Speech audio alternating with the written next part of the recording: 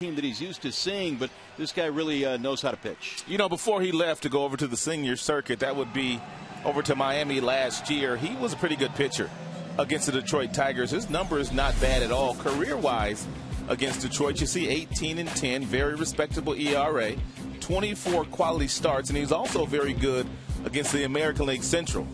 But one thing that Mark Buehrle did not do the last time out, didn't locate very well, hit a couple of batters, also walked one, gave up 6 earned runs against the Cleveland Indians, who reside in the American League Central. All right, how about these Tigers he will face today? The top 4 have been outstanding. The last time Buehrle saw Detroit, they didn't have Torrey Hunter. They didn't have Prince Fielder. 2 obviously big bats. So a little bit of a different look today for the Tigers lineup, one that Buehrle is not used to seeing. And when he left just a couple of years ago, Austin Jackson really struggled in that 2011 season. But now Jackson's back at the top of the batting order. He hit 300 last year for the very first time.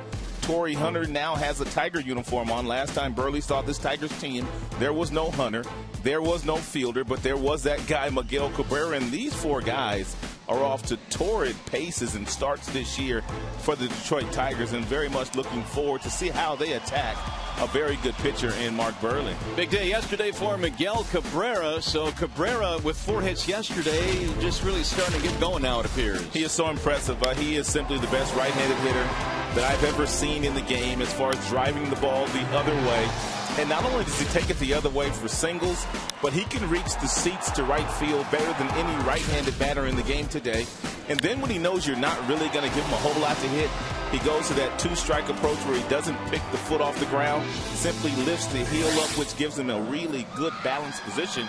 And he got himself a base hit and an RBI that way yesterday as well. Well, Rick Porcello has taken the hill. Some hardy souls have stuck around for this one. We'll check out the starting lineup for the Toronto Blue Jays here this afternoon. It's brought to you by your Metro Detroit Chevy dealers. Jose Reyes leads it off. He'll play short. Melky Cabrera is out at left field. Jose Bautista is in right field. Edwin Encarnacion is their DH today. Adam Lind at first base. J.P. Arancibia will catch. Rasmus Isturis and Bonifacio, your bottom 3 for Toronto. Rick Porcello this afternoon, presented by Family Heating, Cooling, and Electrical. He lasted 5 1/3 innings through 97 pitches, lasting 6 innings, 3 runs, 3 earned. Gave up 3 home runs in his first outing of the year against the Minnesota Twins. Really only made a couple bad mistakes in that game, the result of a couple of big flies by Josh Willingham and Trevor Plouffe of the Twinkies. Let's take a look at the defensive alignment behind Porcello this afternoon. Tuiasa Sopo getting his second start of the 2013 season. Jackson's in center, Hunter in right. The infield reads as it always does. That's Cabrera and Peralta and Infante. And the Prince is anchored at first. And Avila getting the start today against the left-handed Mark Buehrle. And we are ready for baseball here this afternoon. Man, Tuiasa Sopo getting another start. He's really performed well in the opportunities that he has had, including a double in the ball game, pinch hit variety, which drove in a run yesterday. The Tigers had 15 hits in the opener. We'll see if the cold weather will cool down their bats or if they'll continue to swing it here today. Jose Reyes steps in off to a torrid start for the Toronto Blue Jays. It'll be Reyes, Cabrera, Bautista for the Jays. And here's the first pitch of the ball game coming up. It's a ball outside to Reyes. Imperative that Porcello keep Reyes off the base paths. And he's a tremendous base stealer. And the guys hitting behind Reyes in the lineup, whether it be Cabrera, Bautista, or Encarnacion, have real good numbers against Porcello in their careers. There's a strike called, 1 ball and 1 strike on Jose Reyes. We had a delay today officially of 2 hours and 29 minutes. Game time temperature 42 degrees. Not much of a breeze right now at the ballpark. Now Porcello steps out. Reyes 2 out of 4 in the ball game yesterday. Had a stolen base as well. He makes their offense go. Here's the 1-1 pitch. Back out of play, 1-2. Porcello has been a ground ball machine since coming to the major leagues 4 years ago, averaging about 2 ground balls for every fly ball. Fastball will get up to 95. He'll sink it at about 90 to 91. No longer is he throwing a slider. He's throwing a curveball and a changeup that he's trying to work both sides of the plate with to the left-handed batters and the right-handed batters. 1-2 is outside. 2 balls, 2 strikes. Mickey and Craig were talking as they brought it back to the ballpark about flipping that switch. These guys have been hanging around, and I guess there comes a time where you think, well, you know what, we might not play today, and you kind of put it in shutdown mode, and now they have to crank it back up again. Here's the 2-2. Slap back out of play. But both teams, we assume, will be able to do that. Mark Burley and Rick Porcello in this one here, game 2 in the series. And it really is imperative to get this one in because the weather report for tomorrow is even worse than it was for today. Final meeting at home this year against the Blue Jays tomorrow. Good block down there by Vila, and the account fills now 3-2 on Jose Reyes. Porcello over in the Grapefruit League tied for second in victories. He was 4-1 during spring training. His control was impeccable, no walks. But he had a couple of walks in his first start against Minnesota. And a bouncing ball hit slowly to the right side. Prince will gather it. And look out, win the race to the bag. Porcello had to leap out of the way. One out. One of those in-between plays where even if Prince does field it as he did, field it cleanly, it's not a wise play to try to get it to Porcello, so simply take it yourself, and then it's up to Porcello to try to somehow maneuver himself out of the way so Reyes doesn't run him over. So they keep the speedy Reyes off the bases. Melky Cabrera will stand in. He had a big day yesterday, 3 out of 4. He also had an RBI. Cabrera batting .250 on the season.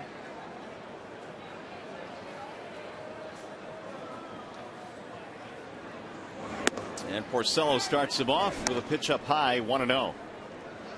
We were talking about Melky's numbers against Porcello. And most of those numbers came when he was wearing a Kansas City Royals uniform a couple of years ago. And it was that 2011 season in which Cabrera really had a career year. Hit .305 with 201 hits. He was on pace to do that last year as well. Made an all-star team. He was the MVP at the all-star game in Kansas City. Many thought that when he was suspended for the final 50 days of last year, the Giants' hopes went down the tubes. Not so, as the Tigers found out. The Giants sweeping the Tigers in the World Series. This pitch right here is something that Porcello is doing a lot more of. It's a backdoor breaking ball. He starts it off the plate. The left-handers give up on it, and it catches the outside corner with a nice frame job from the catcher, Avila.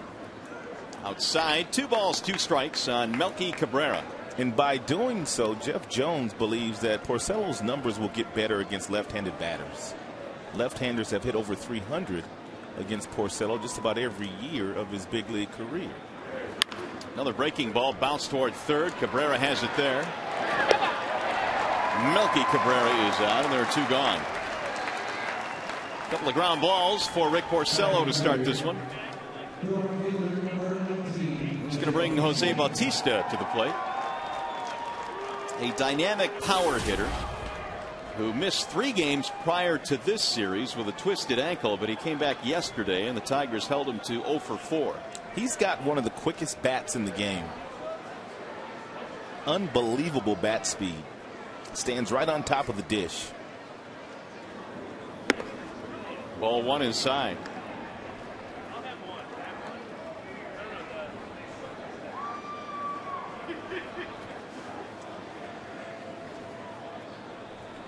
Now the 1-0 pitch, and that is in there. Well, Bautista is 5 for 10 in his career against Rick Porcello.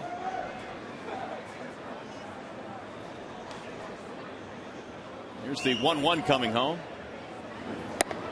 Good pitch on the outer edge. Fastball that nipped the corner. 1-2. Back-to-back real good 2-seam fastballs from Porcello. South of the knees. One at 91 miles an hour. The next one at 93. They want this one up a little bit. Foul back. That's one of the things that pitchers really have to concentrate on when they want to go up in the zone, especially a sinker baller like Porcello, because for the most part all he does is throw down, down, down. Then all of a sudden you're asked into getting one up. You better make sure you get it up.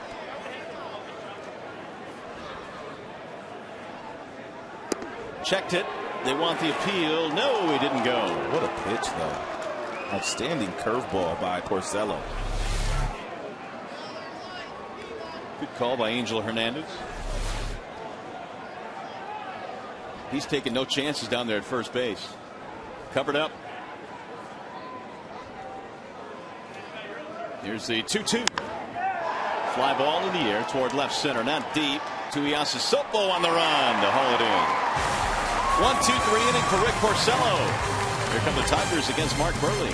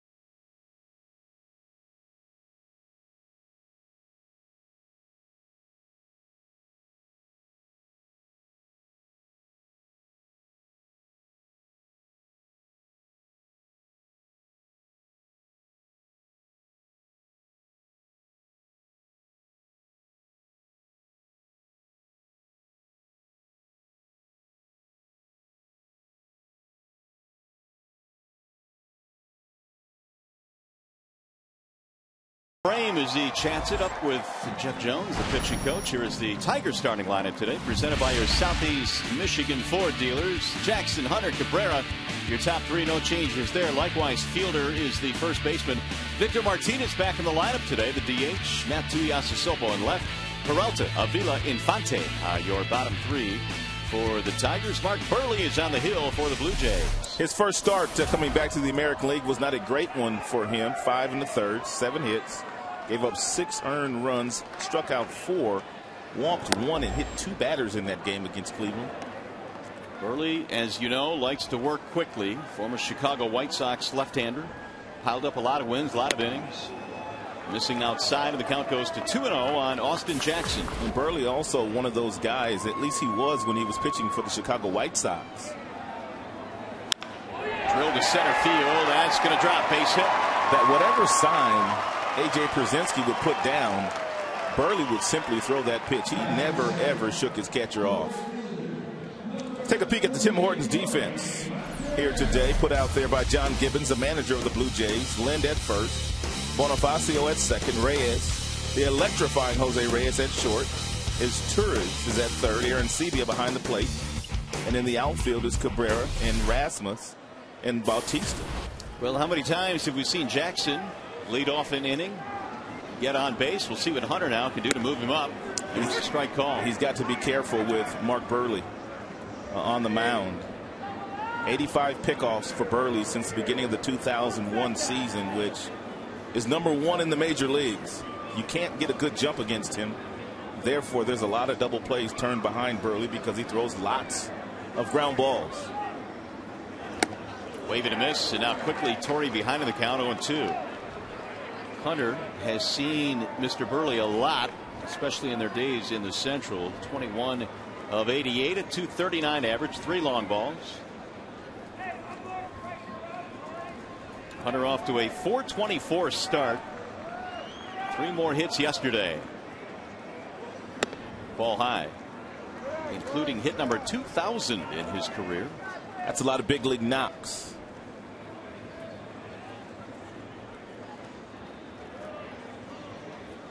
Jackson aboard at first base. The leadoff single against Burley. Here's the 1-2. popped him up, foul ground. Let's see if there's room for Lind. Can't quite get there off the tarp, which got a workout today. A 2-hour and 29-minute rain delay for this one.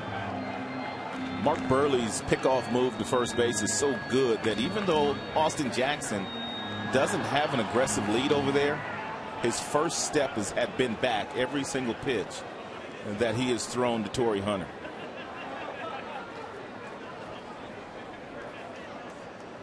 Burley, 34 years old. St. Charles, Missouri, his hometown. Inside and high, 2-2. Take a look at Jackson here on the delivery home by Burley. A couple steps back to the bag.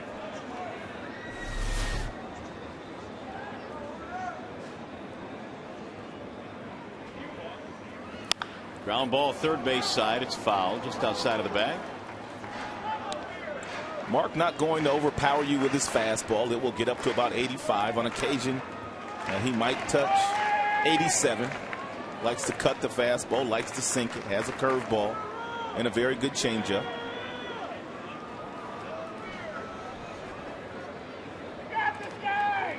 Burley, of course, coming over in that big blockbuster in the offseason, along with Josh Johnson, Emilio Bonifacio, and Jose Reyes. And he got him looking. Hunter didn't like the call as he draws with Dana DeMuth.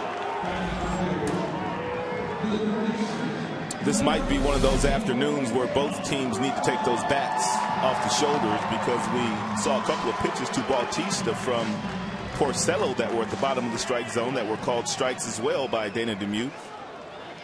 Well, it looked like a pretty good pitch. Mr. Foxtrax said it was right on the edge, close enough to call, and so here is Miguel Cabrera with one out.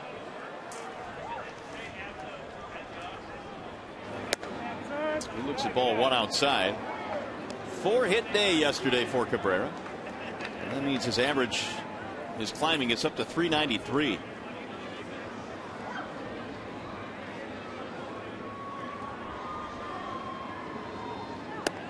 Early missed the outside corner that time. 2-0. Cabrera's 6 for 26 career against Burley. Not a whole lot of success. Jackson still trying to get a good read down there at first. Swing and a miss.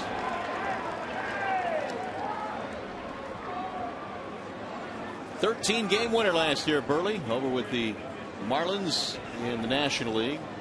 Made 31 starts.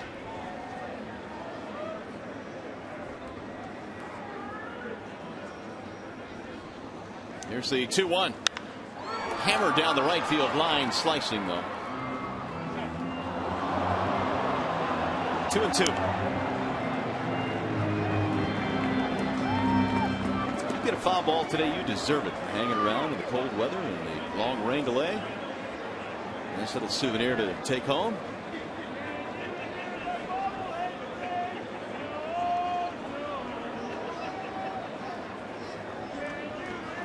Cabrera has already knocked in 10 this year. And now Burley steps on. Jackson has led off the inning with a single, still standing at first base. Outside, now the count fills at 3-2. Wonder if Jim Leland has enough trust here to start Jackson from first base, knowing that he's not going to get a good jump.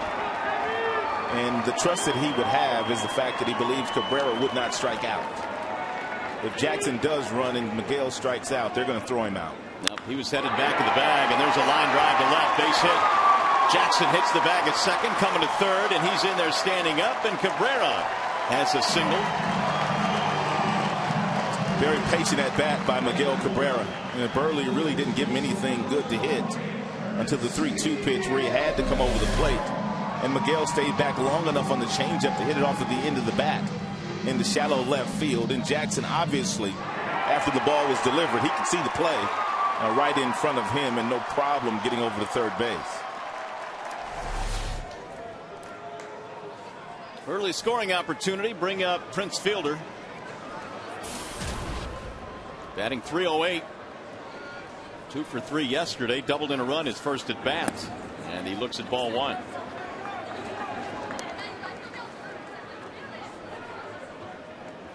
Today is the 351st consecutive game played for Prince Fielder. Trying to pad his RBI totals.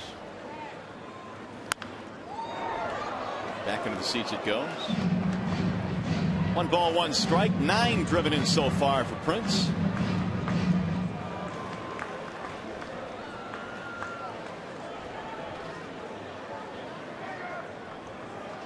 Jackson at third. Cabrera at first base. And a ball outside. 2-1.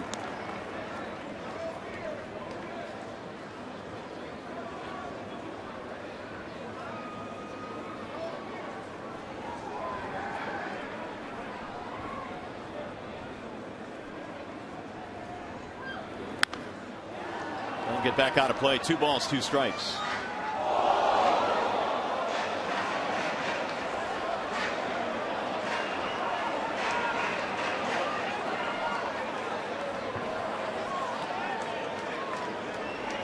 Lefties have not bothered Prince this year, and really for the most part in his career. He's hitting .500 against lefties. And there's a ball down low, 3-2. Which I guess makes that process more difficult if you end up walking Cabrera to get a lefty to match up against Fielder. He doesn't really take that much of a step back. These are obviously limited numbers this year. He had good numbers last year against left-handers as well, and he drove in about 47 runs against lefties in 2012. Slowly hit toward the shortstop. Reyes fires to second, 1 relay to first. Not in time. Prince busting it down the line, and the Tigers get a run. That ball was not hit very hard, but it appeared to be a double play ball off the bat of Prince Fielder, and it appeared that Reyes along with Bonifacio were just a little bit more deliberate than they should have been, therefore not able to turn it over. Good hustle, big man. He was sniffing an RBI here. Break up that double play. Jim Leland said that Prince Fielder moving a whole lot better this year than he did last year. He participated in mixed martial arts in the offseason, working on footwork, hand speed, agility, stretching, you name it. He did it. And he looks better as well in his uniform. Here's Victor Martinez.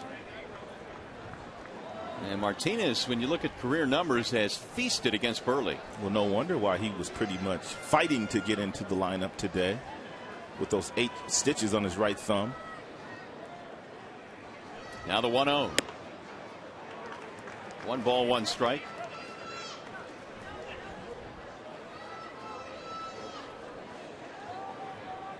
That right thumb is all wrapped up. Had to do a little surgery on the batting glove there to get the thumb out of there. Ball low, 2-1. Obviously there will be no effects of him swinging the bat right-handed because it's the upper hand, the top hand on the bat, so he will not have to worry about whether he was hitting left-handed and that thumb be underneath the top hand. It will get probably wouldn't feel as good. No problem this way though. Now he's well ahead in the count. 3 balls and 1 strike. Burley has thrown 26 pitches and 13 of those have missed the strike zone. Sopo waiting on deck.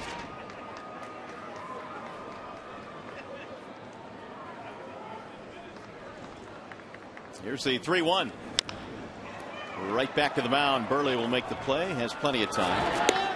Victor is out. Tigers settle for 1 run. We played 1 here at Comerica.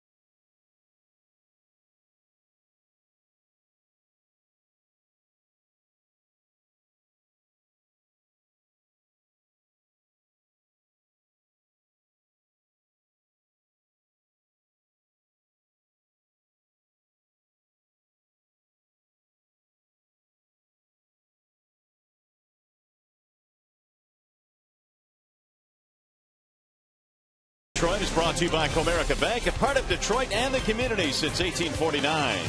Dodge. Visit Dodge.com or see your local dealer today. And by Sargento Shreds. Taste the real difference. It was a rainy day here at the ballpark today, and after a 2-hour, 29-minute rain delay, we have baseball, and the Tigers bring a 1-0 lead to the top of the second. Encarnacion leads it off and looks at strike one from Rick Porcello, who, by the way, had himself a 1-2-3 first inning, couple of ground balls and a flyout. Encarnacion has really gotten off to a frosty start this year, just 2 for 27. One of his 2 hits, though, is a home run. Here's the 1-1 pitch. Hit hard to third on 1 hop. Cabrera has it there. 1 out.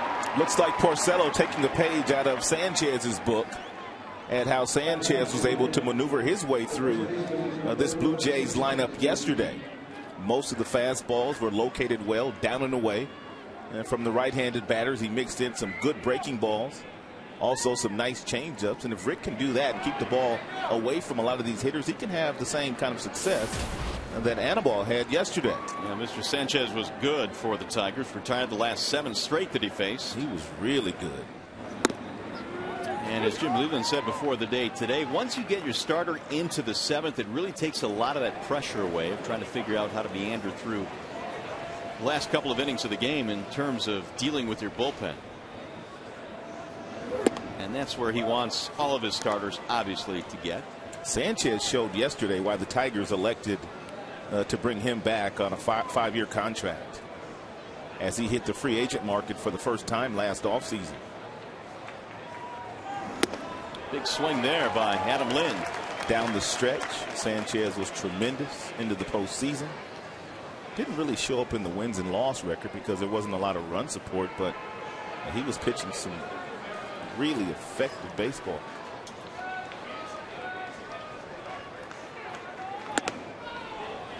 Tigers give up the entire third base line with Lind up here. Lind had a pinch hit double in yesterday's ball game. On deck, J.P. Arancibia. And the 2-2. Back out of play. If you missed it, here's a look at what Mr. Sanchez was able to do yesterday. He was spotting that fastball. He was using all 4 quadrants of the strike zone. The breaking ball was located beautifully. Down and away, every now and then he would go in to jackknife a hitter out of the way. Nice afternoon by Sanchez.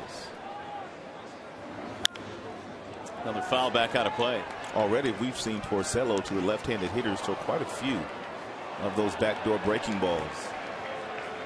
Trying to improve his numbers against left-handers. Yeah, those numbers include a 307 career average, the lefties against Rick.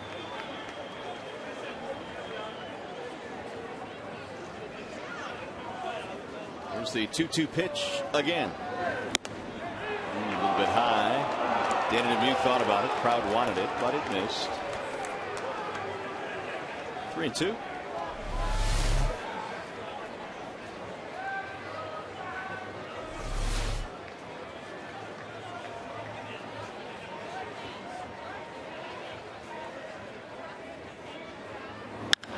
Lynn hits one in the air toward left field. Tuiasa Sopo started in, and now he'll recover. 2 gone. So 3 ground ball outs, 2 fly ball outs for Porcello. 5 up, 5 down. Bring up J.P. Arancibia.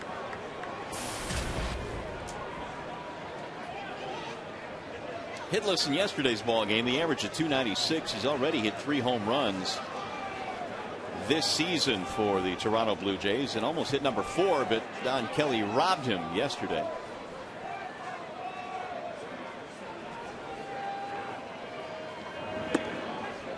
Breaking ball high.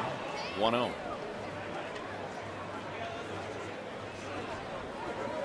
Arancibia struck out 3 times in yesterday's game.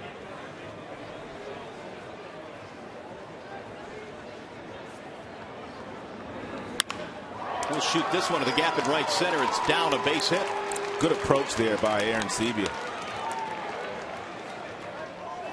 2-out single is Toronto's first hit of the game. It's the approach you have to have against a sinker baller, although Porcello got this sinker ball up in the zone. You can't try to pull him. You have to take your swing inside out, leading with the bat knob, and think about driving the ball the other way. And if you do that against a guy that has a power sinker, you'll have better at bats. So here's another left-handed batter, Colby Rasmus. When you add in the switch hitters that John Gibbons has in his starting lineup today, 6 left-handed swingers against Porcello this afternoon. Little number back to the mound. This will get Rick out of the inning. And that is it. Another ground ball off for Porcello. We go to the bottom of the second.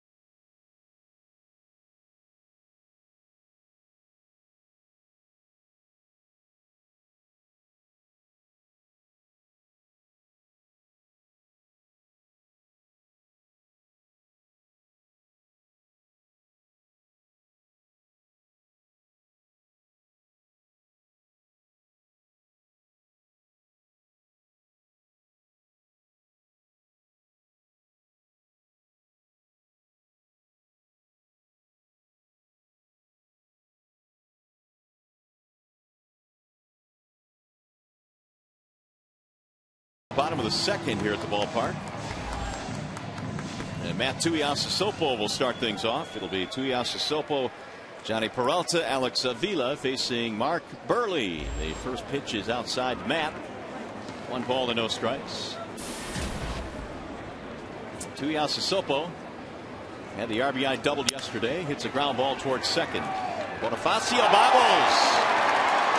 And Tuiasosopo is on. What looked to be a routine ground ball. Bonifacio had a very difficult day just a couple of days ago when the Blue Jays were at home. He made 3 errors in 1 game. Just a lack of concentration here. He might have been blinded by those shoes that he's wearing. They're sharp. And it seems like when the Blue Jays make errors this year, those runs come around to touch home plate. They've given up quite a few unearned runs already this season. Well, let's see if we get another one here. Johnny Peralta stands in. Johnny trying to get it going now. He's 0 for his last 7. He was hitless in 5 at-bats yesterday. Burley threw 27 pitches in the first inning. Ball outside. Burley, of course, was signed by the Marlins last year. He bought a house in Florida, figured that would be the last stop on his career, but lo and behold, he was dealt in that big deal in the offseason to the Toronto Blue Jays. Burley said if I had it to do all over again, I might have asked for a no trade clause, but here are some of the thoughts he had on that trade.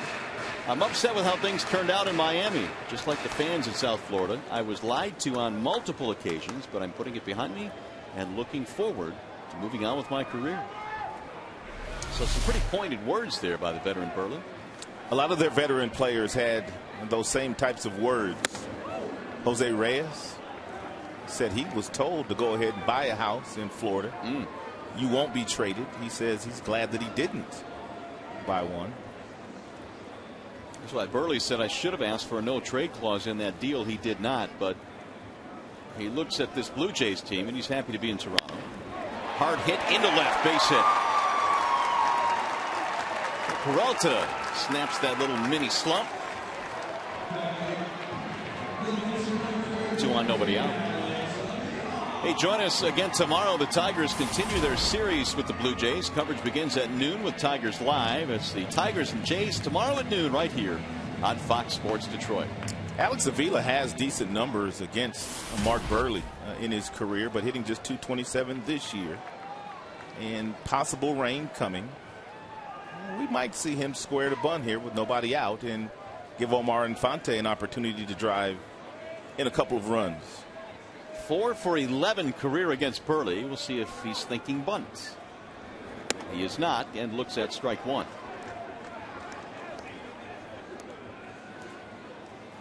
Avila has a couple of home runs as he looks down at Tom Brookins in the Tiger coaching box at third.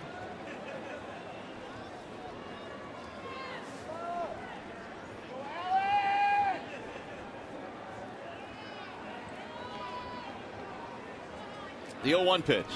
Swing and a miss. Now it's 0-2.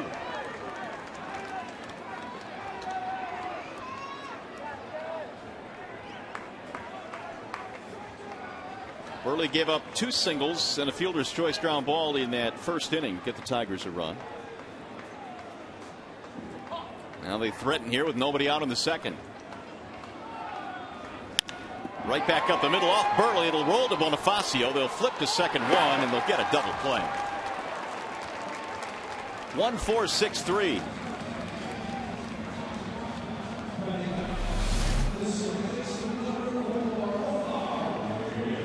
Looked like the ball went right off the left foot of Burley, which slowed it down enough for Bonifacio to get it and get it over to Reyes, who has a very good throwing arm.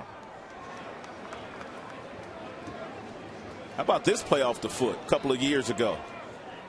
Oh, that's sick. Between the legs. Play of the year. He might have been a goalie in his other life. Strike 1 on Omar Infante. He's batting with 2 outs and a man at third. Ball low, 1-1. Well, this would be a nice spot for Infante to get his first ever hit against Mark Burley. He's 0 for 15 against him. And there it is. 1 for 16. Scored TOR Sosopo, and the Tigers take a 2-0 lead. It's the main reason why Jim has him in the lineup today. There has been times where a pitcher would have really good numbers against a particular player, and Jim wouldn't play him against that pitcher. But the way that Infante's swinging the bat right now, Jim gambled by putting him in there, and he gets rewarded by a really nice firm base hit right past the diving Torres. So here is Austin Jackson. Tigers have a 2-0 advantage, and ball 1 to Jackson.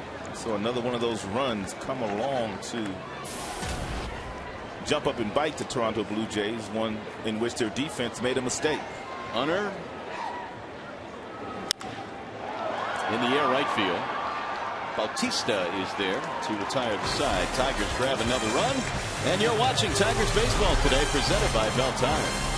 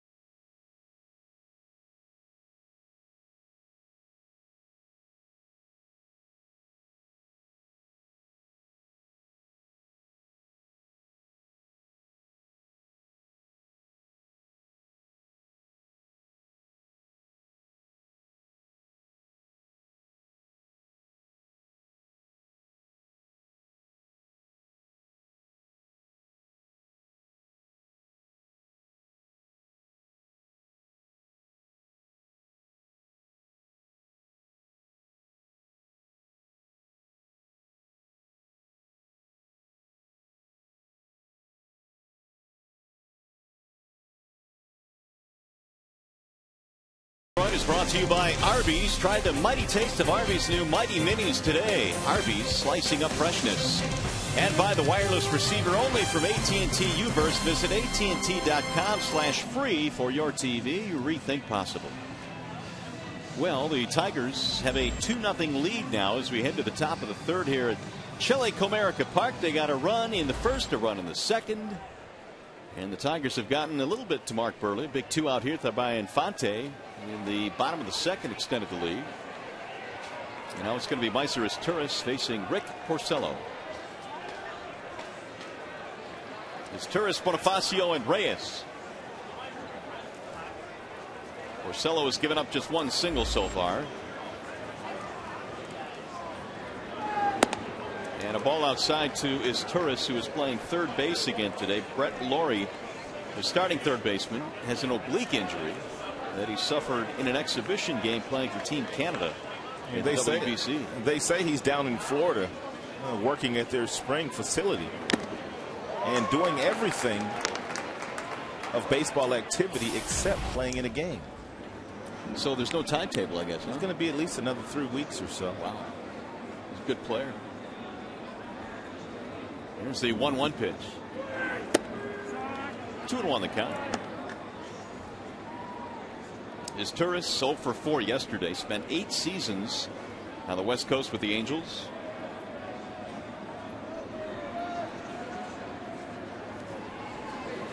He never really was a starter there, was he? He pretty much was just a role player in the infield, wasn't he? Pretty good role player. Could play a lot of different positions, but he's, I think, more naturally an middle infielder as opposed to a corner infielder. 3-1.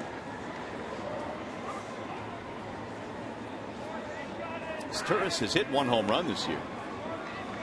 Bonifacio waiting on deck. Here's the 3-1 pitch. In there for a strike. 3-2.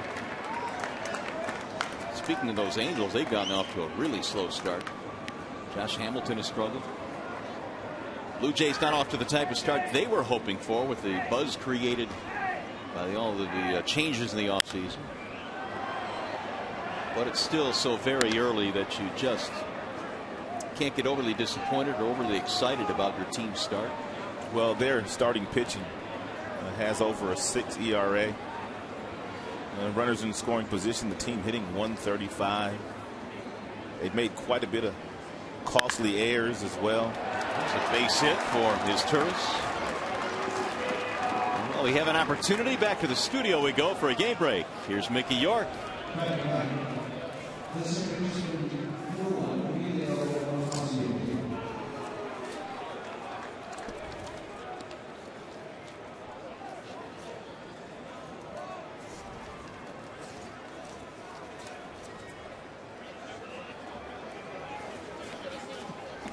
Apparently so, Mick. 2-0 here, much more competitive to this point. Here's Bonifacio, the number 9 hitter.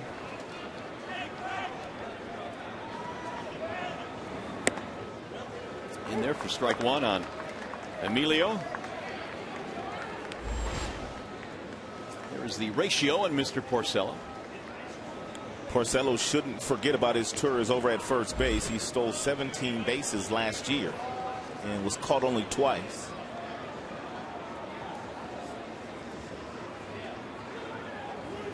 There is a lot of speed in this lineup when you talk about his Turris and then Bonifacio at the bottom, then Reyes at the top. Even some of their big guys like Encarnacion stole a few bags last year. Melky Cabrera as well. 1-1 on Bonifacio.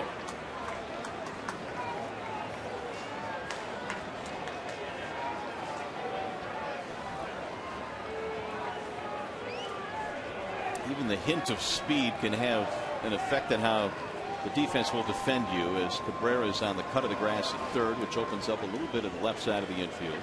And Bonifacio, when he did play last year, and he didn't play that many games, he has the ability to bunt for a base hit with that lightning speed that he has.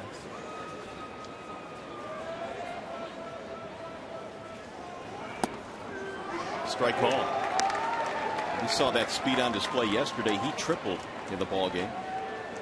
Stand-up variety, too.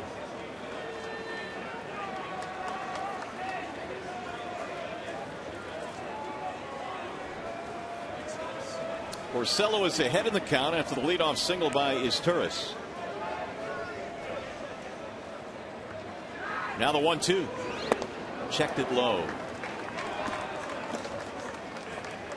2-2 on Emilio Bonifacio. Last 2 years he has piled up 70 stolen bases, has yet to swipe one this year. Jays as a team struggling offensively. Only Seattle has a lower team batting average coming into play today. Tigers meanwhile lead the league at 298.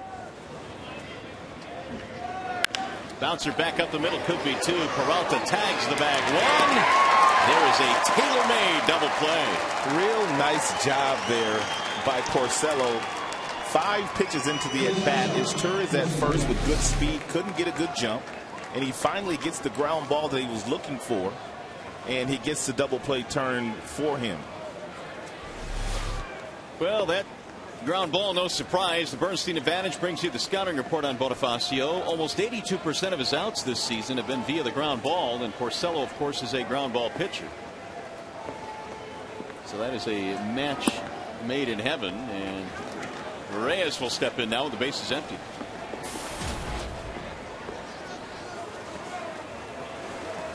Looks like the wet stuff starting to fall. At a pretty good pace, too. Yes, it is. Swing and a miss.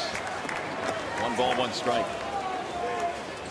2-hour, 29-minute rain delay to start this one. There was a window that there was, I guess, it was hopeful they could get a couple of hours in, but the rain is falling right now. Grounded foul. As well as Reyes is swinging the bat right now, really the only one in their starting lineup. Swinging the bat well. Aaron Sebe has got some power. He's gotten a few hits, but this is the guy you want to come up with the bases empty, as well as he's doing. Now the 1-2. A little bit low. 2-2 on Jose Reyes.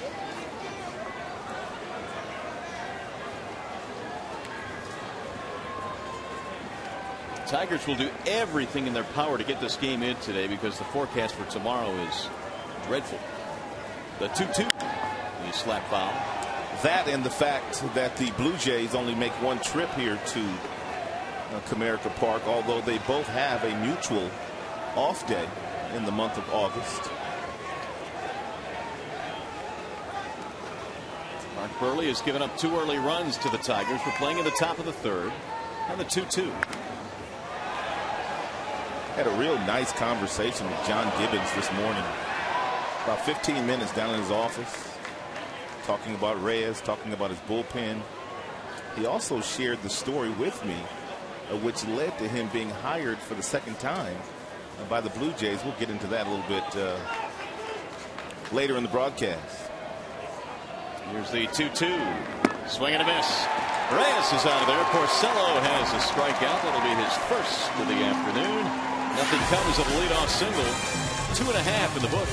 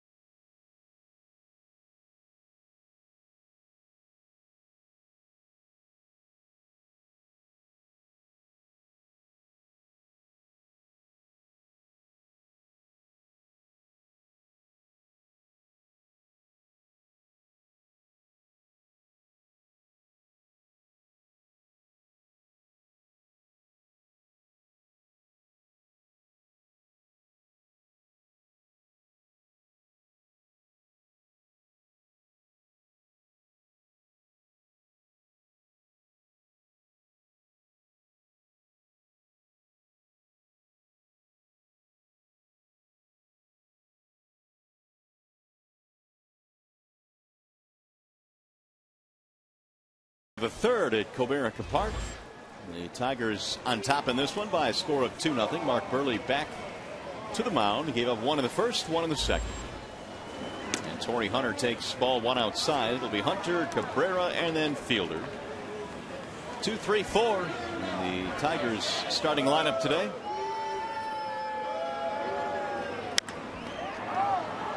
In the air, right side, shallow right field. Bonifacio goes back to make the play.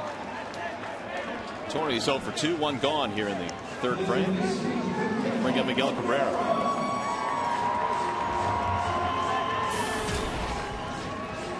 Base hit in the first for Cabrera, setting up a run.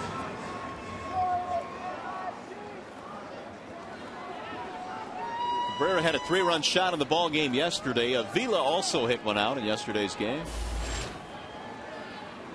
To back the pitching of Anibal Sanchez.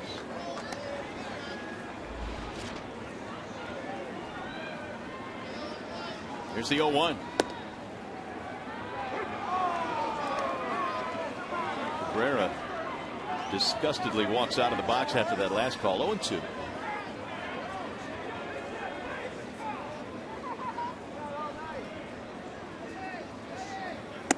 And Burley straightens him up inside.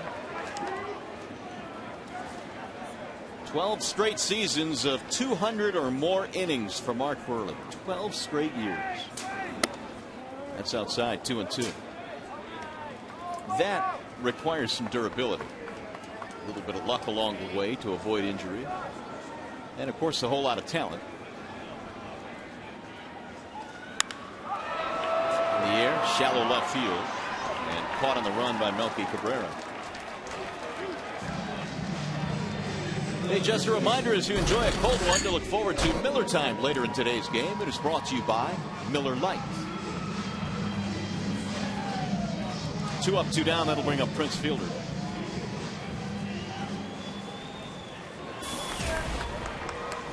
He was able to beat out what appeared to be a double play ball. He beat it out for an RBI, knocking in a run and saved the inning.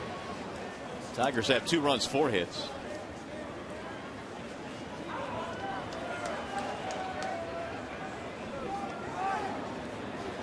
Here's Burley's 1-0.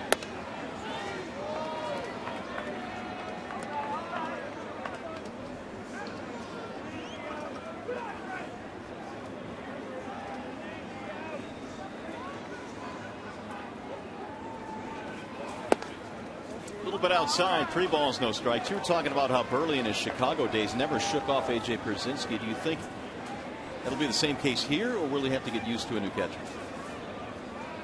The 3-0. Strike ball. I think they probably had a chance to feel themselves out in spring training. And I think because of that, Burley might have a lot of trust in Aaron Sevilla. 3-1 pitch.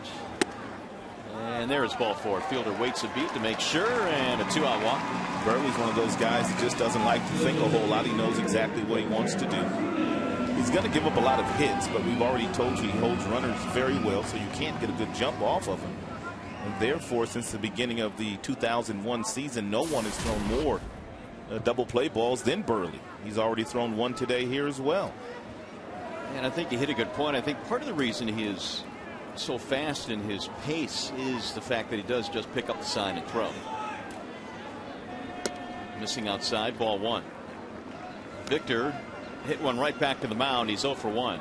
Also a very good fielder. He's won 4 Gold Gloves.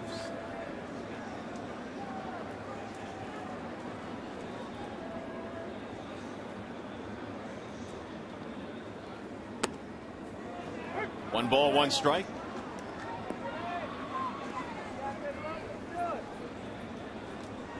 Martinez now 1 for 11 on the homestand, which will conclude here tomorrow before the Tigers head out to the West Coast.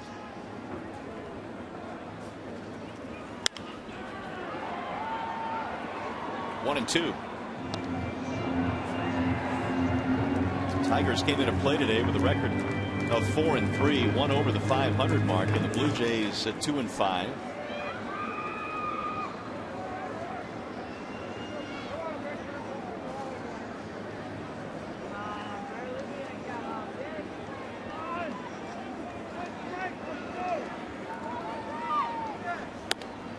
Victor thought about it, let it go by. 2 balls, 2 strikes.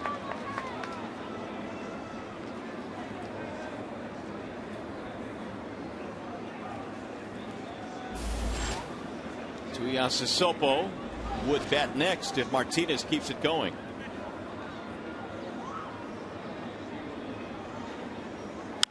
And a ground ball foul.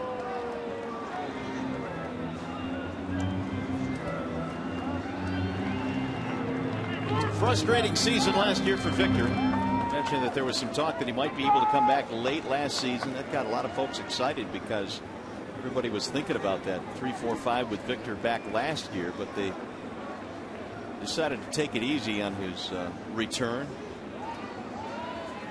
and get him full strength for this year. And that one just missed. 3-2.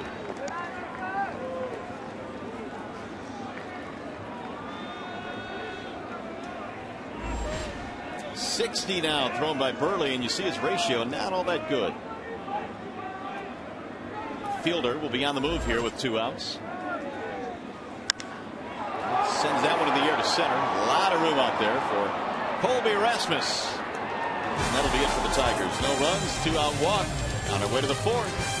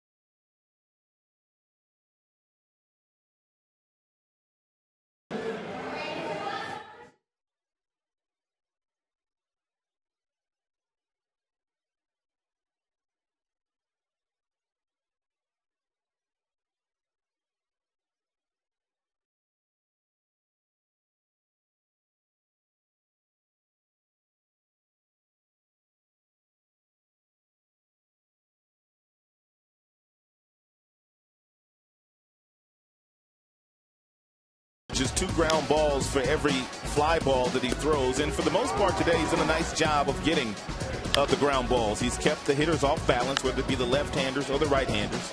He got away with a fastball right down the middle to a dangerous Bautista there, but came back with a nice changeup that kept him out in front, and just continues to get these guys to pound the ball into the dirt, which is a good sign for Porcello. It is indeed. He's given up just 2 singles so far in this game. 1 to Arancibia, 1 to Meiser Turris. Tigers turn to double play behind him back in the 3rd. Melky Cabrera will lead things off. Cabrera, Bautista, Encarnacion.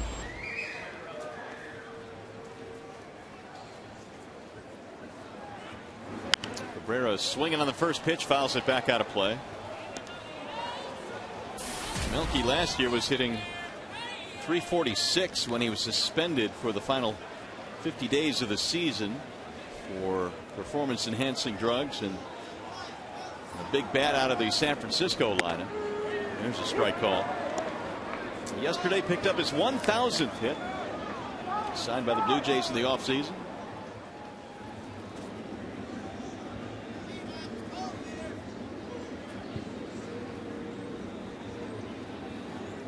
And I'm trying to remember, Rod, a team in recent history that had this much turnover as the Blue Jays had in the offseason. I mean, they reworked their pitching staff.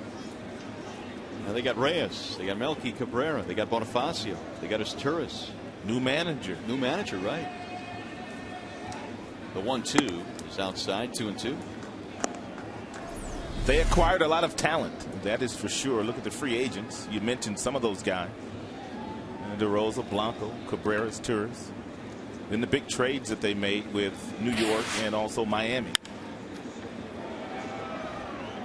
It has certainly gotten people in Toronto excited because the Blue Jays won back-to-back World Series in '92 and '93, but have not been to the postseason since. Cito Gaston was their manager at that time. Here's the 2-2. Slow roller. Porcello comes off to make the play. He'll take it himself. One unassisted. Are you ready for some trivia? Well, here it comes. It is courtesy of AT&T. Our trivia question today: who are the only two Blue Jays to hit .320 or better in a single season more than once? There have been two of them in their history that have gone .320 or better in a single season more than once. Think about all the great Blue Jays histories or hitters over the history. Cabrera does that every year. Here's Bautista. Before you forget, I wanted you to share that story on Gibbons and his taking over of this team. Well, Gibbons, just like everybody else, was out there following who was going to be the manager of the Toronto Blue Jays since they had made so many new acquisitions to their roster. Slowly back to the mound again. Porcello handles this one. And when he was fired from his manager's job from Toronto a few years back, he developed a really good relationship. At that time was the assistant general manager, Alex Anthopoulos, and they had kept in constant contact and became friends over the years. And Gibby told me today that he called Anthopoulos and said he'd be warm to returning as a coach.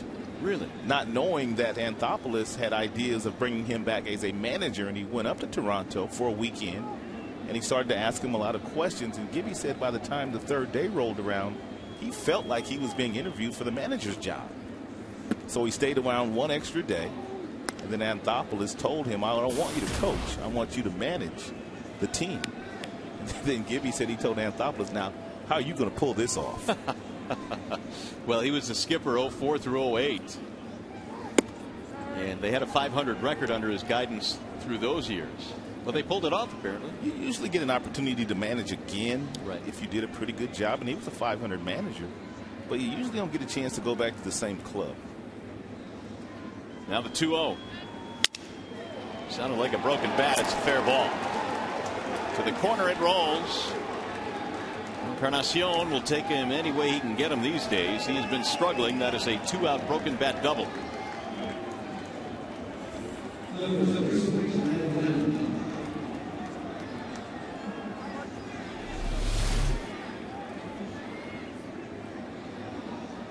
It's a fastball. Looks like two-seam variety that he didn't locate very well. If he wanted that ball outside, and it started to creep back over the plate because of the two-seam action on it, and a courtesy dive there by Miguel Cabrera.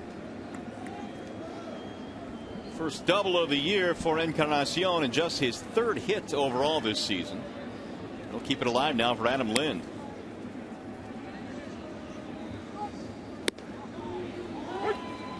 Lind is an interesting story. He really had a phenomenal year back in '09. He had 35 home runs, and then the numbers started to decrease a little bit. Last year in the month of May was batting just .140, and they sent him to the minor leagues just a couple of years after hitting 35 big league homers. Ball outside, 1-1. Off to a sluggish start this year as well at just 111. Yeah, and really as a team, all of the Blue Jays for the most part have been struggling. Reyes one of the exceptions. Fouled straight back, 1-2.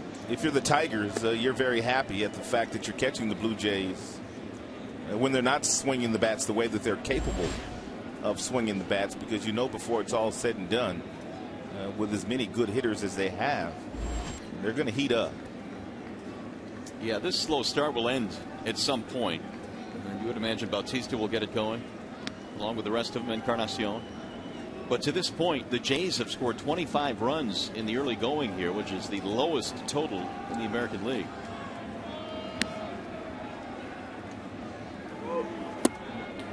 Ooh, off the plate. Dana Demuth thought about it. He sure did. He was ready to go, but didn't pull the trigger.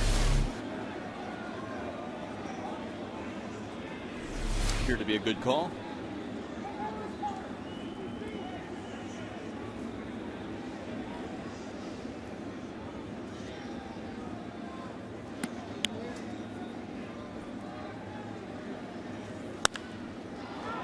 Skied in the air to shallow right field. Jackson will come in to make the play, and nothing comes of the 2-out double. They strand a runner.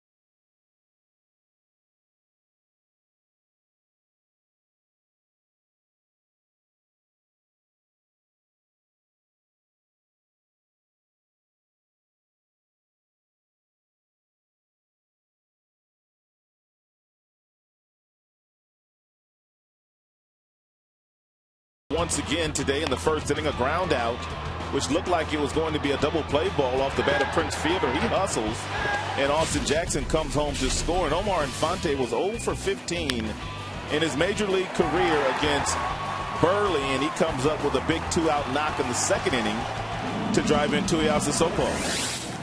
Tigers have scored first in 6 of their first 8 games, and they lead this one by a count of 2-0. And it'll be Tuiasa Sopo facing Mark Burley. Peralta, then Avila to follow. Tigers have had at least one base runner in every inning so far. Burley back home, delivers a strike right at the knees, 1-1.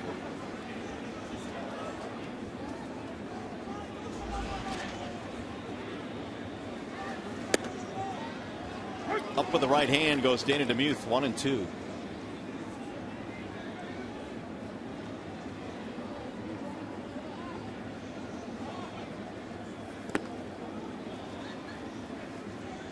Burley signed a 4-year deal with the Marlins to go pitch for them.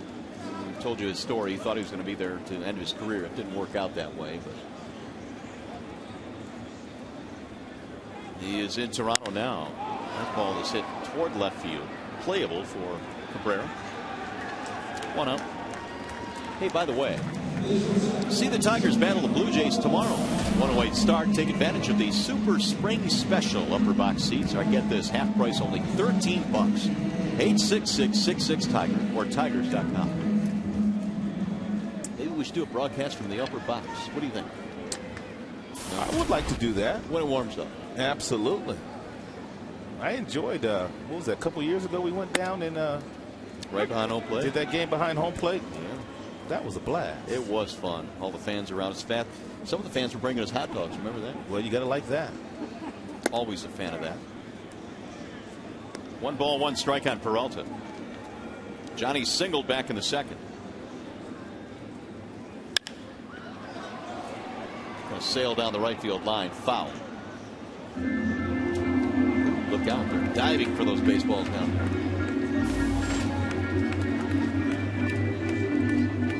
1-2.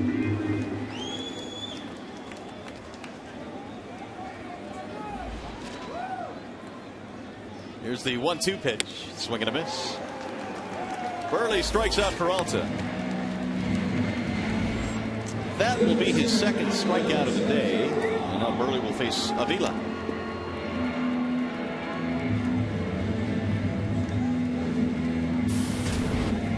Hit the ball off the foot of Burley his first time up, and unfortunately it rolled right to the second baseman, and they turned a double play.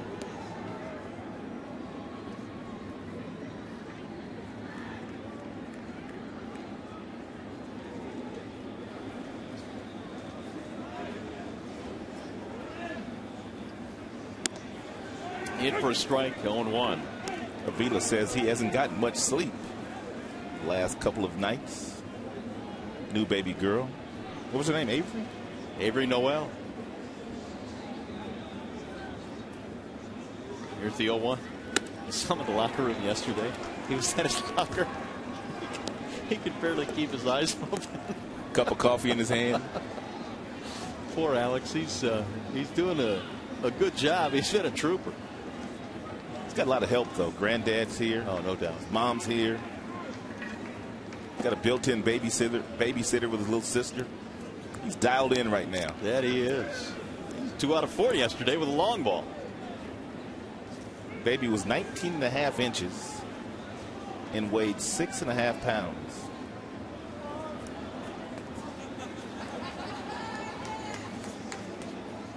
One and 2 on Mr. Avila. Fouled it off, stays alive. And his first at bat after the birth of his baby girl. His first swing that he takes, he circles the pillows with a solo shot. And it was Avila's second home run of the year.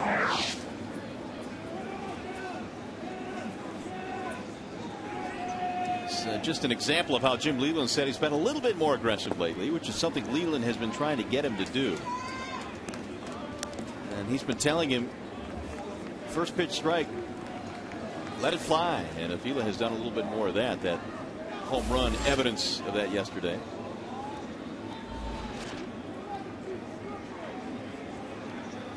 The 2-2 pitch on the ground to second base, Bonifacio. And Burley has himself a 1-2-3 inning. We have 4 in the books.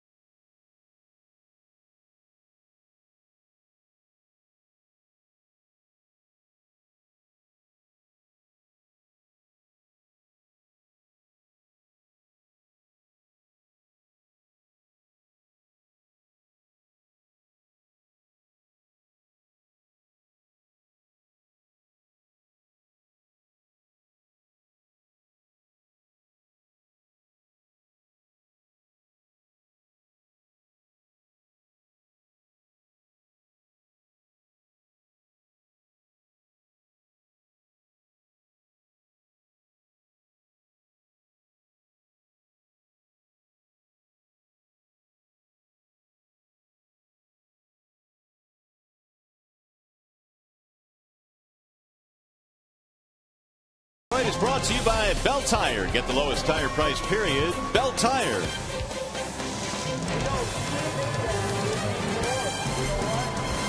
Well, you can vote for your Tigers McDonald's Player of the Game, presented by the new Premium McWrap. Using your cell phone, text Tigers followed by a space, then the player's uniform number to 37338, or vote online at foxsportsdetroit.com. Who is your leader in the clubhouse so far, Rod? Well, probably Porcello. Porcello's done nice work continuing to slow down this Toronto Blue Jays offense.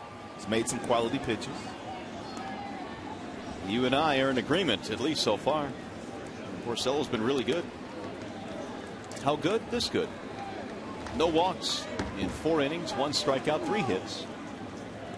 J.P. Arencibia will lead it off. And then Colby Rasmus and Meiser is Turris. Got the ponchos out today, umbrellas, all kinds of rain gear.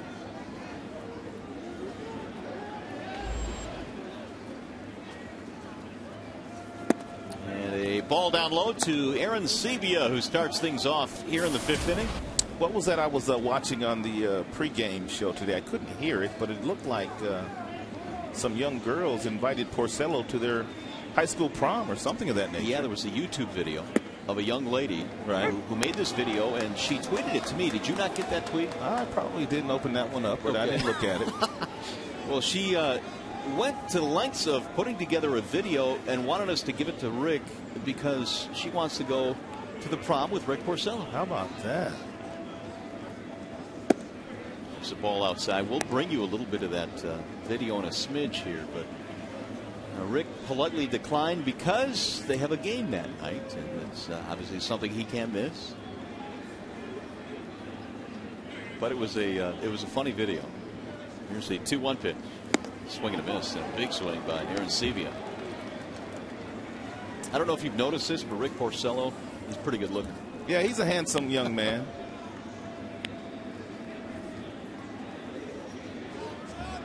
Two balls, 2 strikes.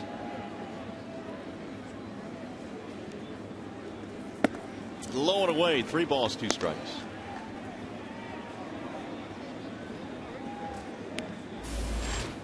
On deck, Colby Rasmus.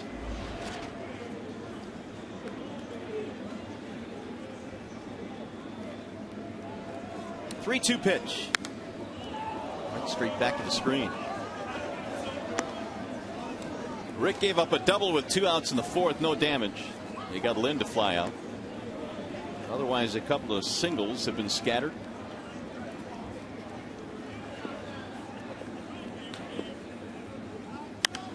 And he got him to pop this one up behind home. Avila has room, drifting. 1 out. Here's a little bit of that video if you want to take a listen. Take a look.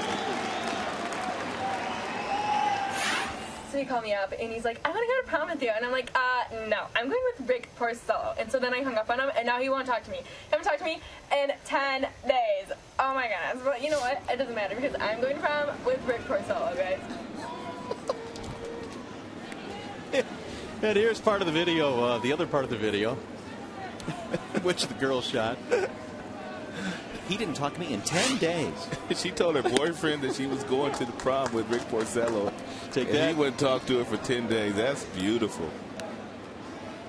And this was after he asked her to go to the prom with him. Pretty funny. No balls, 1 strike on Colby Rasmus. YouTube can make you a star, man. It's made a lot of folks a star. That's social media stuff. Good and bad. Rasmus hit one back to the mound his first time up. He's 0 for 1. Here's the 1-1 pitch. Ooh, he hit that one hard to right field. Hunter will turn on it off the top of the wall. It almost went. They're going to hold him to a single. That's how hard that ball was hit. That's why you don't like to throw the left-handed hitters down and in. If you miss there, they just absolutely clobber this baseball. Take a look at the location here. It's down, it's in, and Rasmus just goes down and golfs it out off the gate and hit it so hard he couldn't get past first base.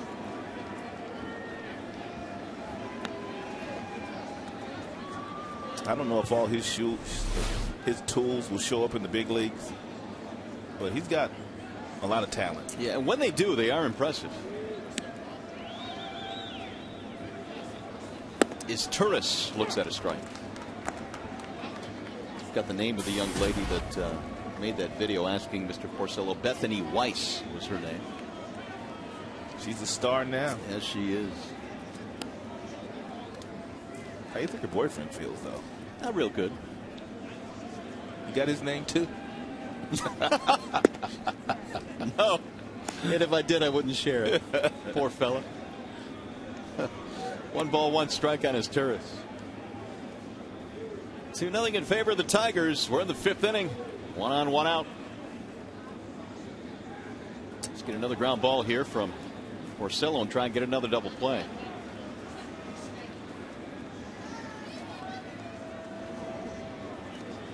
And instead, Rick will step off. As Turris singled. He's back in the third.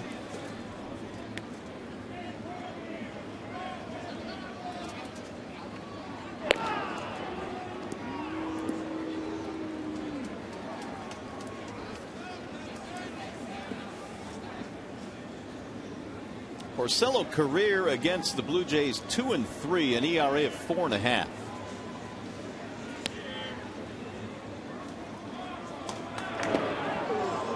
That play a little bit closer as Rasmus gets in there standing up.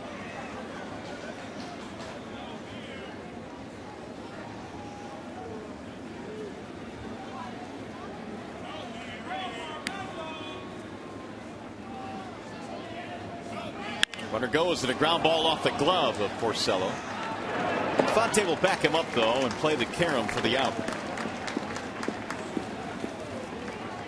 2 outs. Rasmus to second. 80 pitches now for Porcello. 50 of those strikes. Distribution is really good. 9 ground outs, 4 fly outs. Pretty much on par with what he's done in his career. Here is Bonifacio looking for a 2-out hit to drive in their first run. It's 2-0 Detroit. We're in the 5th. Vila slides over to block that one. 1 ball and no strikes. Well, here's an area where they have struggled the first 7 games of the year.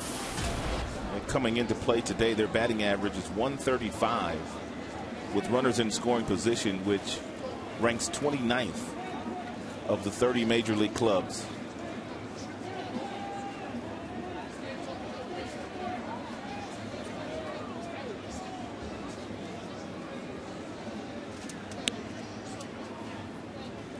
And the 1-0 popped up, shallow left, looking like trouble, and it's a fair ball. That'll get a run in.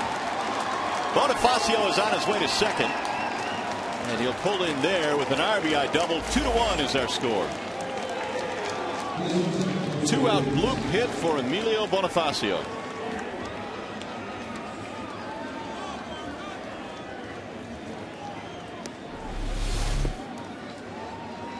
It's a fastball, 4-seam variety, right down the middle, right around the belt buckle, and Bonifacio late on it, just fights it off, and the ball able to find some grass. Well, with the way the Jays have struggled offensively, they are not going to quibble about how they get their runs, style points or not. Here is Jose Reyes.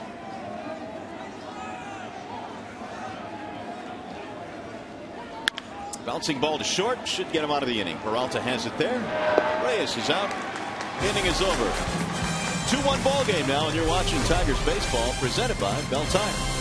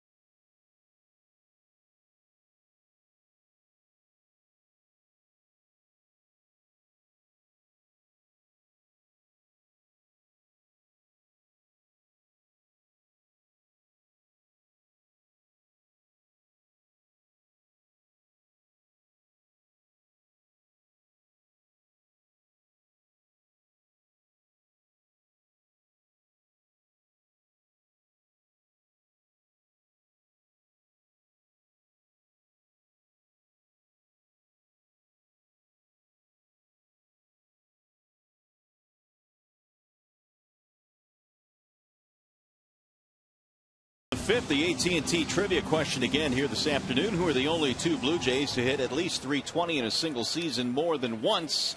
Tony Fernandez did it 3 times. Paul Molitor did it 2 times. Those are the only two in Blue Jays history to this point at least.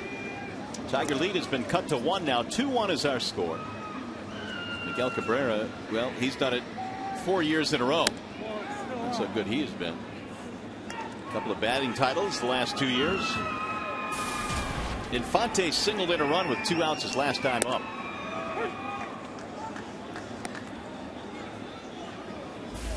Burley had his first 1-2-3 inning in the 4th.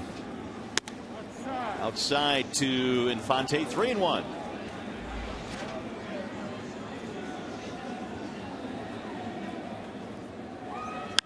Bouncing ball left side under the glove of his Turris into left field.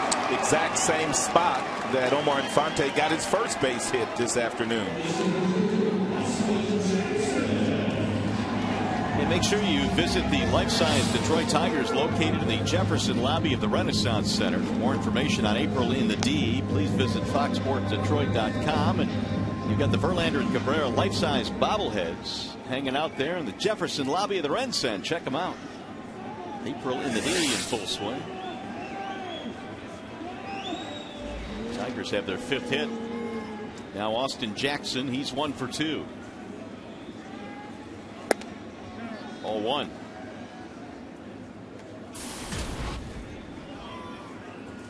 Single and a run scored back in the 1st for Jackson. Austin again will try and get to the 100 plateau and runs scored. He's done it. What has he done? 2 times now? 2 out of 3 years. 2 out of 3 in his career. Jackson now has scored 10 runs this season, which leads the ball club.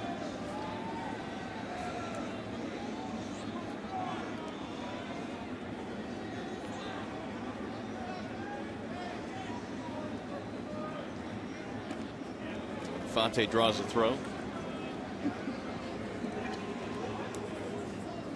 That throw over was called by John Gibbons, the manager of the Blue Jays.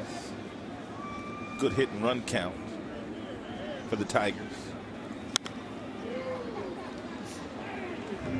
1-2. Jackson came in a career .373 hitter against the Blue Jays. Has had good success as well against Burley, and now 9 for 20 against Mark Burley.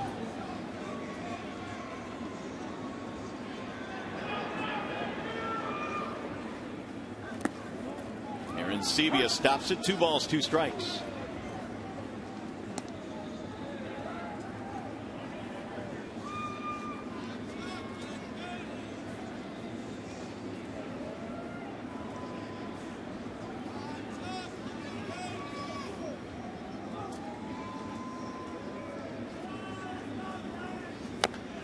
Right in front of the plate. Aaron Sevilla thought about going to second. So the runner will move up. 2-3 on the putout of Austin Jackson.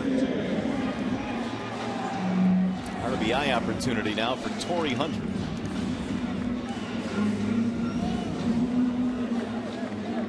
So far 0 for 2 for Hunter.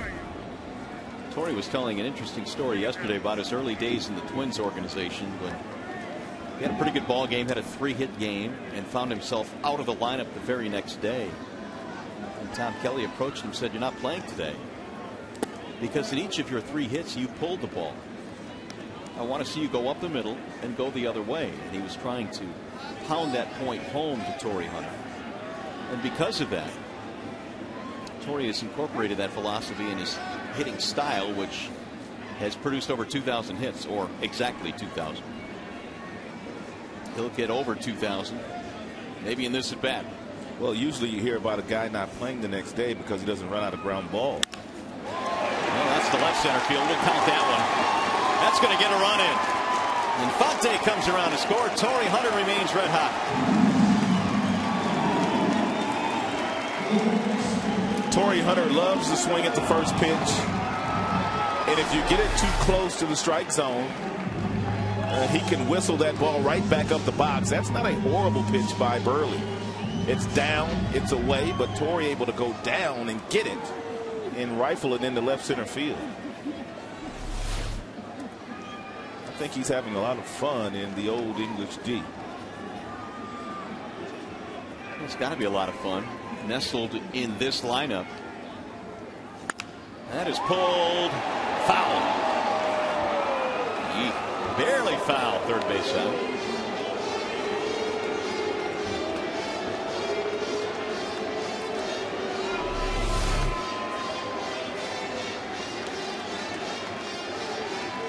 John Tumpane, third base umpire, right there all over it.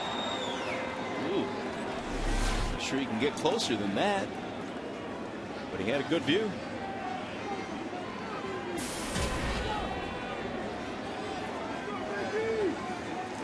Single and 2 at bats for Cabrera. Had 4 hits yesterday. Fouled away. Got a hanger right there. Wishes he could have that one back.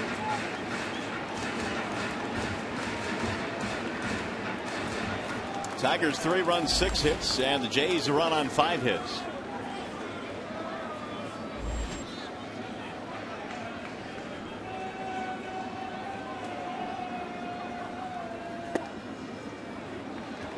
Two. Here's where Miguel usually likes to go to that 2-strike approach, where he doesn't have a lot of movement with the lower half of his body. He simply picks the heel up and puts it right back down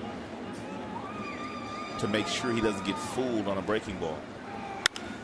Drilled to right field, slicing, fair ball, it'll go to the corner. Hunter's on his way to third. They're going to stop him there. Cabrera has a double. The Tigers threatening for more. He is just a smart hitter. And take a look at the front foot. He doesn't pick it up. He just lifts the heel off the ground, which puts his body in a really nice position to let this ball travel. That looks like it may be off the plate outside. It's a little cutter, and the concentration is tremendous. What a hitter. What a hitter. They need to find a higher league for this dude, man. I think you're right. I mean, it's amazing. He didn't even pick that foot up. Now Prince will not hit. They're going to walk him intentionally with first base open. It's a smart play by John Gibbons. You set up the double play with Victor Martinez standing in the batter's box, and Victor hasn't had a lot of success against Burley, and Burley throws lots of ground balls. But Miguel is just, oh my goodness. Locked in right now, and that's his 6th hit in this series.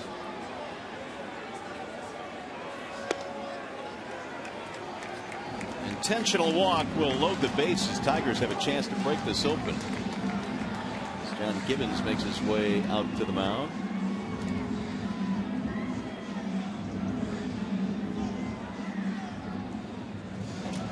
And he's bringing the hook with him. So it's a Wallside Windows pitching change. We'll be back to Comerica Park.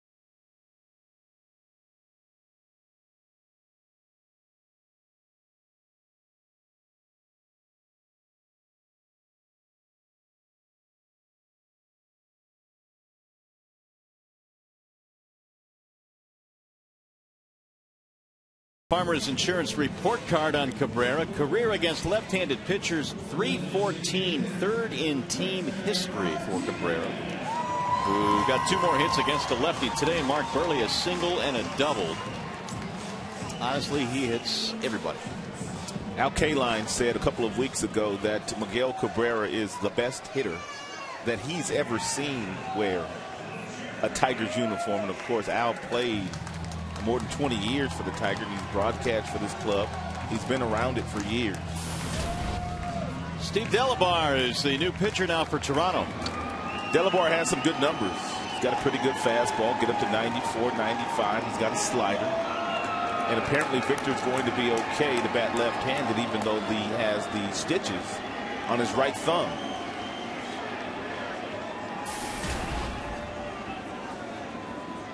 Tigers haven't loaded here with only 1 out. They lead 3-1.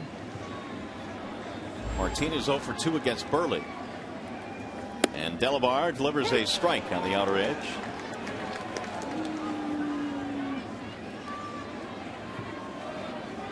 You know what's coming with the bases loaded. Triple split. Yep, there it is. A trio of Tigers on the bases. Hunter, Cabrera, Fielder.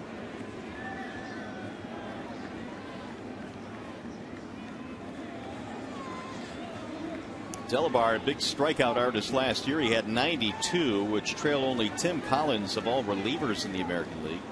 Collins of the Royals struck out 93. Ball low, 1-1.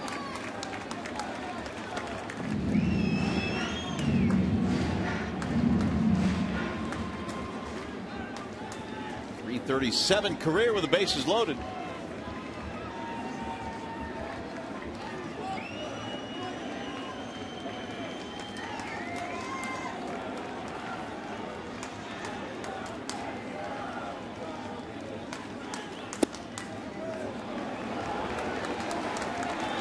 First 3 pitches to Victor. Delabar has thrown him all off-speed pitches.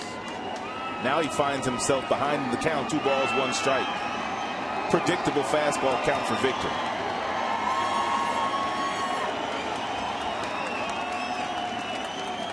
Burley gives way to Delabar here in the 5th inning. With only 1 out. 2-1. Way low, 3-1. 96 on the gun that time for Delabar, but it missed badly. I don't remember Delabar throwing this hard when we first saw him with Seattle.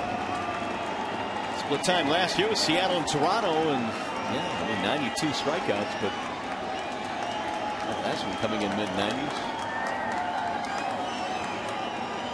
Missed a couple of seasons with a broken elbow back in 09 and 2010.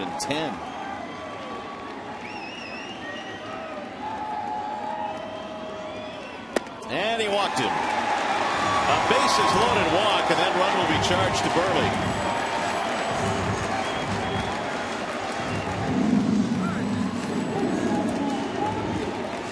Still only 1 out.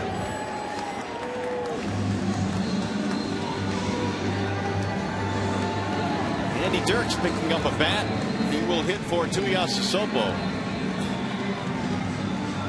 Andy Dirks needs to be ready to hit that first pitch fastball after Delabar walked Victor Martinez on 5 pitches. He's going to come right after Andy. And that's exactly the approach that you need as a pinch hitter. When you come off that bench, you usually only get 1 good pitch to hit. And sometimes it's that very first pitch that you get. They are still loaded with 1 out. 2 runs in. And he takes ball 1.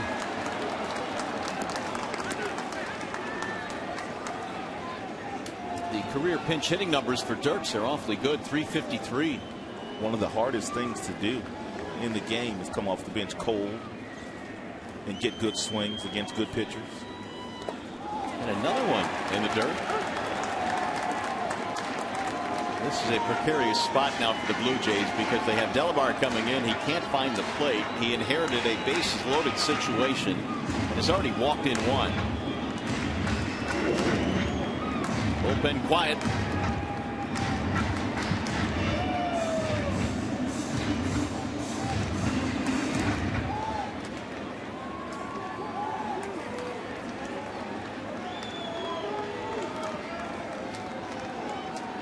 Here's the 2-0. Way outside 3-0.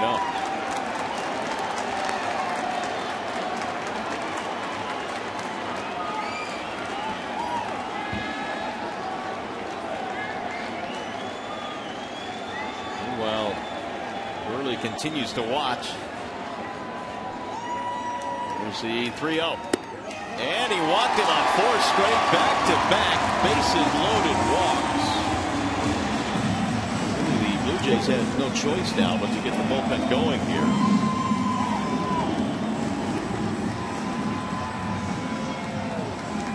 Here's Loop beginning to warm up. Cabrera comes in to score. Dirk's an RBI. And we'll buy a little time now for the lefty.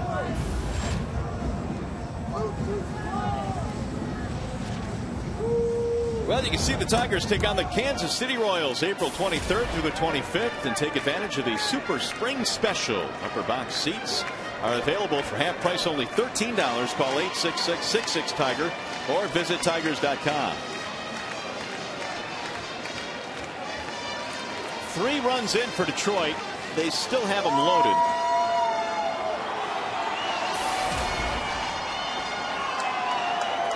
And here is Johnny Peralta to bat.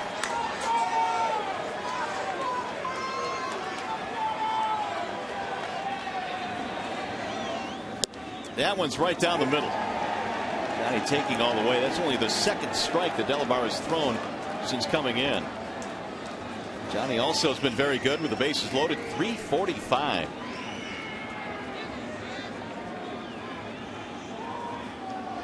The 0-1. That's in the air. Shallow center field. Bonifacio. Rasmus gonna drop. Fielder comes around to score. Everybody moves up 90 feet. The merry-go-round continues, and the Tigers get another run to go up 6-1.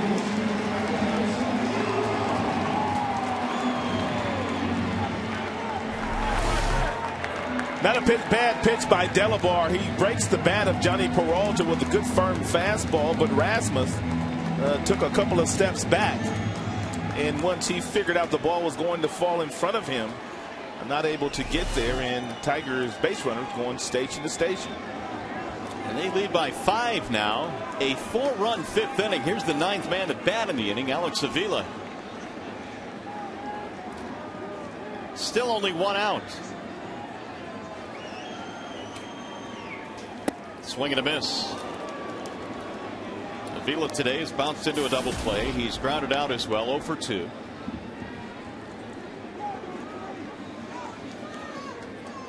RBIs in the inning belong to Hunter, Martinez, Dirks, and now Peralta.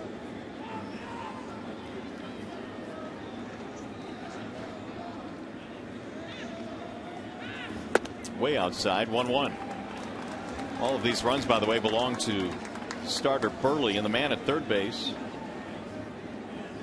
his responsibility. I'll take it back. Man at third base, responsibility of Delabar. So all 4 in this inning belongs to Burley. He'll get charged with 6 in this game. Way outside.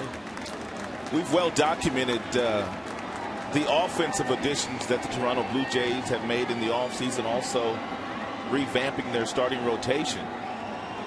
But they've done very little with their bullpen. Jansen, some shoulder surgery last year.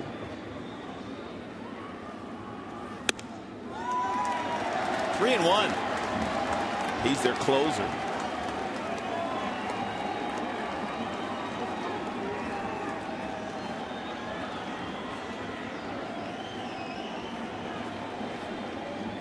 Sergio Santos, also some shoulder surgery in the offseason. You got Darren Oliver, he's 42 years old, so John Gibbons going to have to watch that bullpen very closely. Vila had a big rip there. 3-2 the count. I guess he's hoping that starting rotation they put together can get deep into the games this year. He sure is, because coming into play today, over a 6 ERA for his starters in 8 games. That's gone up a tick with the 5 that Burley's given up. And the 3-2. Swing and a miss. He struck him out, threw the fastball by him. Second out of the inning, and here is Omar Infante, who started the frame with a base hit.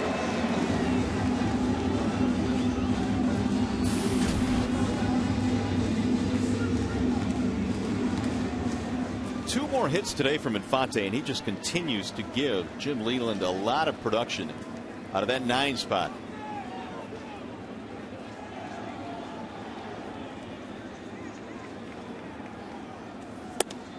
Strike one on the outer edge.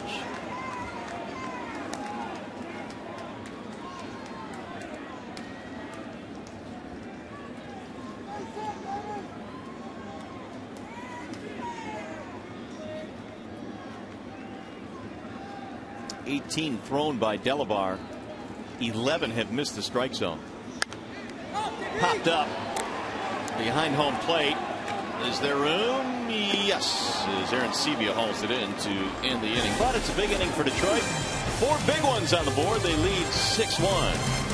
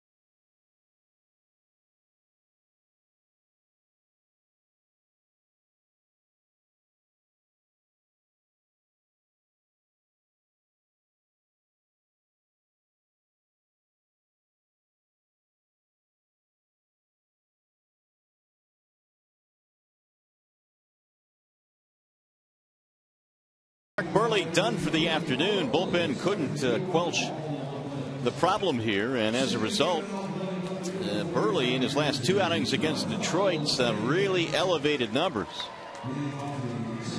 Delvar had trouble throwing strikes, walked in a couple of runs, gave up a single to Peralta. And so Rick Porcello now has some offense to work with here. And Porcello has been good today. Gave up a run in the 5th. Otherwise, not a whole lot going on for the Blue Jays. He's thrown a lot of ground balls today. He's kept that ball down in the strike zone. 6 runs on 8 hits for Detroit. A run on 5 hits for Toronto. And Melky Cabrera.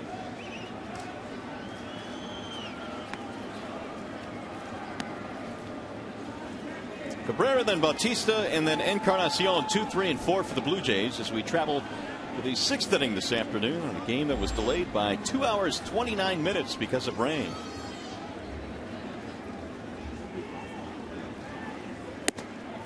There's a ball outside, 1-0 the count. Melky is 0 for 2, couple of ground balls.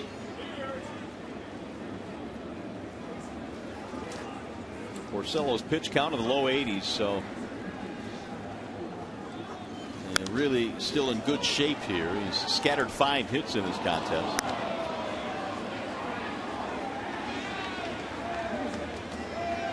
Action in the Detroit bullpen. Darren Downs is the left-handed pitcher. Brian Villarreal is the right-hander.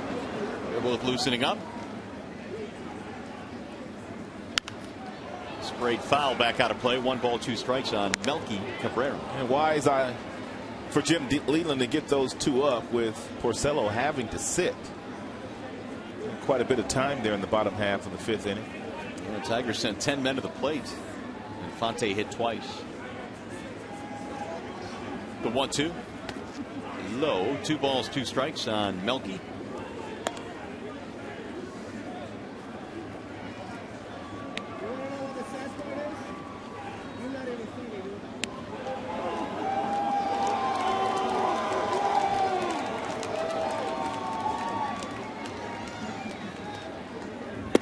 And outside, run the count full. 3-2.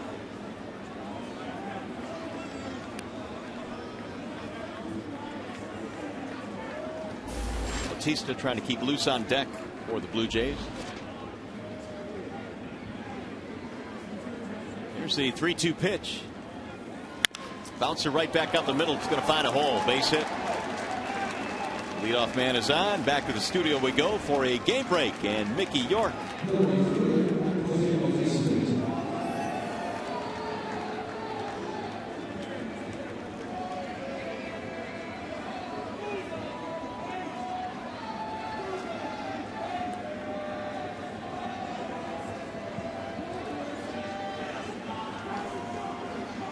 Nice choice. 6-1 is our score here as we play in the 6th inning. And Bautista is the batter. Bautista 0 for 2. Hammers one down to left field. It's going to get down. Dirks will play it on a hop. And holding at second base, Cabrera. And here come the Blue Jays now with back-to-back singles. Nice job by Andy Dirks in left field, getting over to cut that baseball off to prevent Cabrera from going to third in the stand-up double. And by Bautista.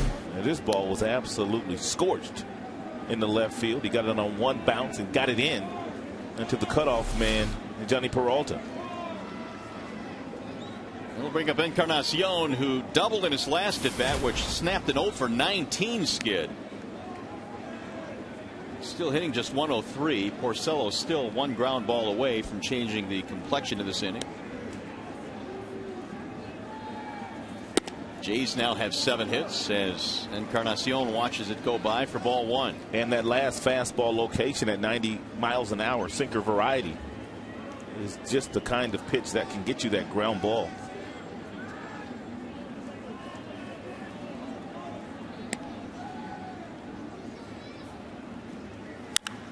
Line drive over the glove of Cabrera. Fair ball down the line. Melky Cabrera will score. Bautista coming to third. That's a double and an RBI in the first 3. Blue Jays have reached here in the 6th. And might make a decision to go get Porcello here shortly. Very short leash. By shortly you mean now, because here he comes. Single double. Give Encarnacion his 4th RBI. Now it's a 6-2 game. Another wall side windows pitching change here. So Porcello will depart after 92 pitches. Here comes Darren Downs.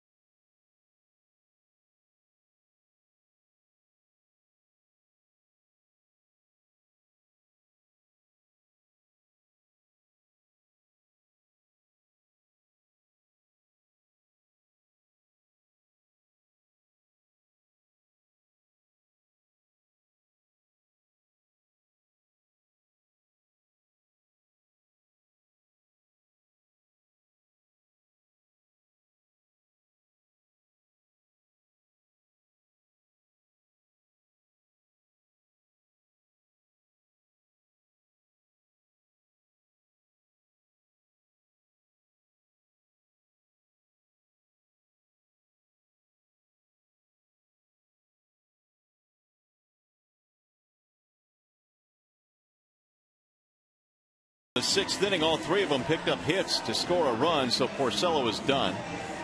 5+ innings, 8 hits, 2 earned runs, responsible for the 2 men on the bases. And the Tigers will hand the baseball over now to left-hander Darren Downs. And Darren Downs pitched some really good baseball when he came up last year for the Tigers from Toledo, and he went into spring training needing to pitch well to win a job, which he did. He's off to a pretty good start here once again in 2013. Going to get a pinch hitter now for Adam Lind. He will not bat. Mark DeRosa, he's been around a while. In fact, since 1998. Broke him with Atlanta. He's going to pinch hit. Former Ivy League quarterback.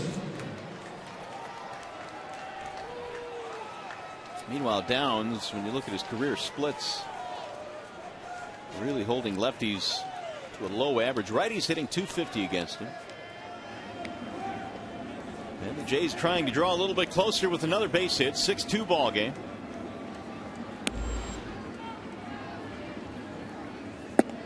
First pitch hit for a strike.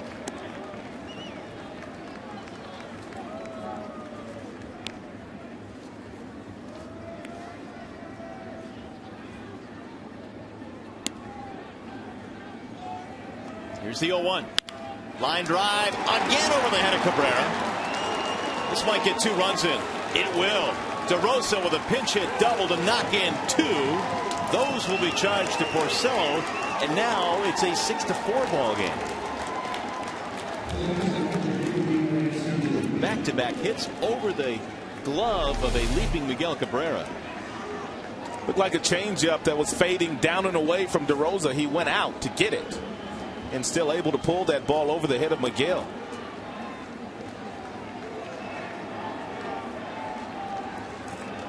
I think that long half inning the Tigers had any effect on Porcello? It could have. Rick was cruising along, then gave up 3 straight hits, and now Downs has surrendered the 2-run double. Here is J. Pierre Ancibia. He is the tying run at the plate. Strike 1. Ancibia 1 for 2, single, pop up.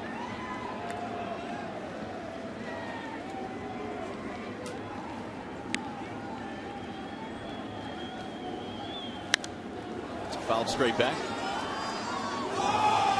0-2 on Ancibia. Beginning to climb the all-time home run list for catchers in Blue Jays history. He is 4th all time. The leader in their history is Ernie Witt, a native Detroiter. Played his college ball at Macomb Community College. Here's the 0-2. Slicing low and inside. 1-2 the count on Ancibia.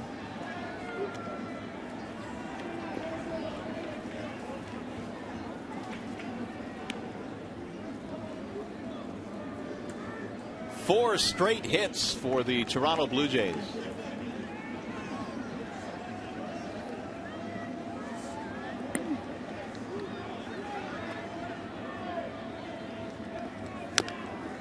Nubbed right in front of the plate, foul ball. Actually to the left of home plate. And quickly making that call, Dana DeMuth signaled foul. 1-2 the count stays on Ancibia. Limited action last year, played in just 102 games with a broken hand. I'm hoping he stays healthy this year. He will provide some power. Already has.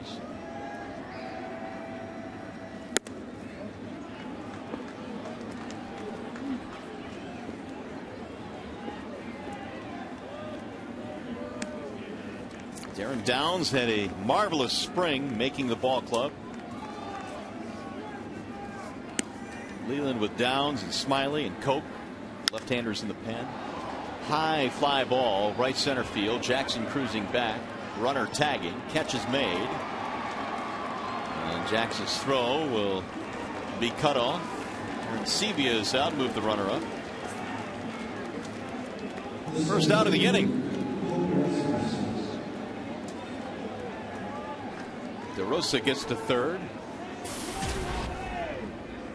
Here's Colby Rasmus.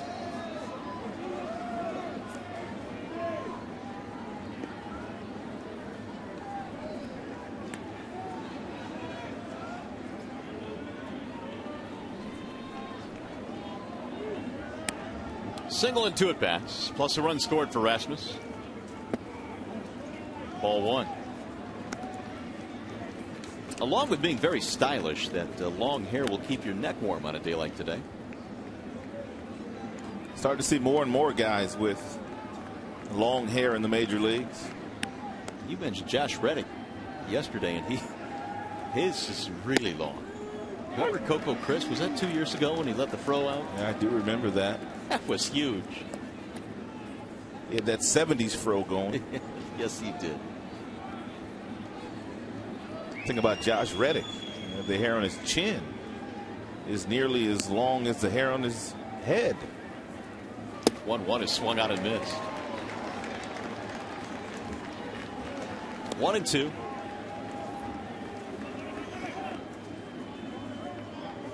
When they've had success against Rasmus in this series, they've climbed the ladder with good fastballs.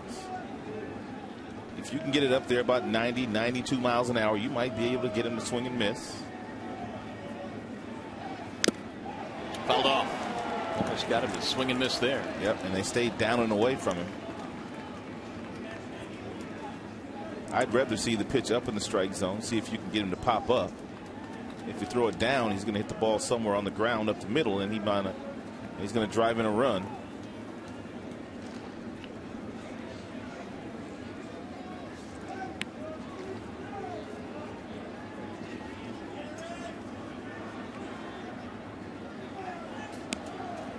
Breaking ball. Rolled foul.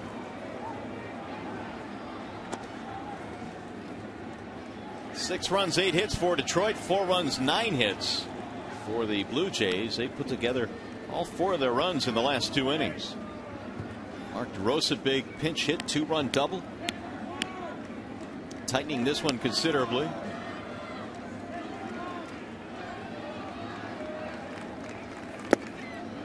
Low, 2-2.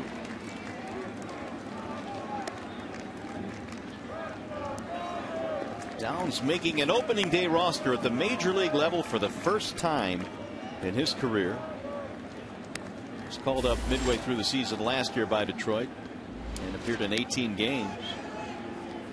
And it was his good work that certainly put him in good standing heading into spring training, and then he had a really good spring as well. Swing and a miss. Uncomfortable looking strike 3 on Kobe Rasmus. First strikeout for Downs. 70-mile-per-hour lollipop breaking ball from Downs to Rasmus gets him to swing right over the top of it. It's a big out with a runner on third and just 1 out.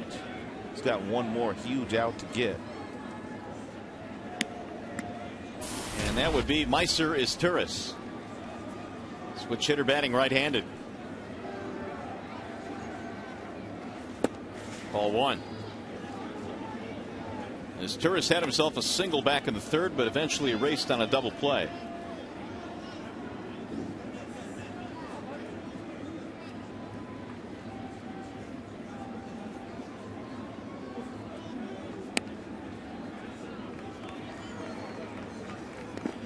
And again, Avila able to bail his pitcher out. That one bounced in. Dana DeMuth wants to replace it.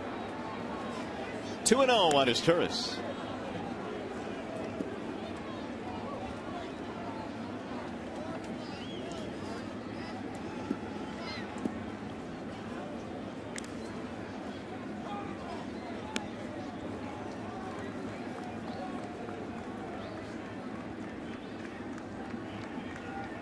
Here's the 2-0. And that's low. 3 balls and no strikes. Bonifacio waiting on deck. He is also a switch hitter. John Gibbons has a couple of switch hitters at the bottom with his Izturis and Bonifacio. Taking on 3-0. It's way outside. Ball 4. So they'll put him at the corners, and also now the tying runs aboard.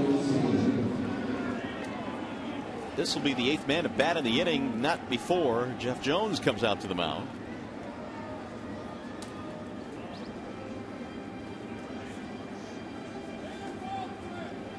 Rick Porcello is cruising along before the 3 hits to start this inning.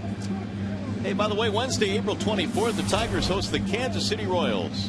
First 10,000 fans receive an April in the D Justin Verlander mini bobblehead courtesy of Fox Sports Detroit. Call 866-66-TIGER or visit tigers.com.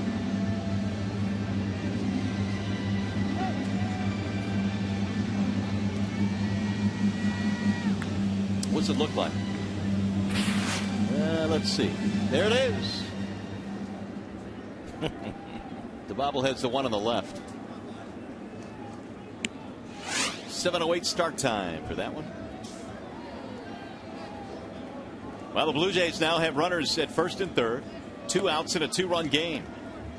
Here's Bonifacio showing bunt, and he drops one down foul. Doubled in a run back in the 5th. He is 1 for 2 today.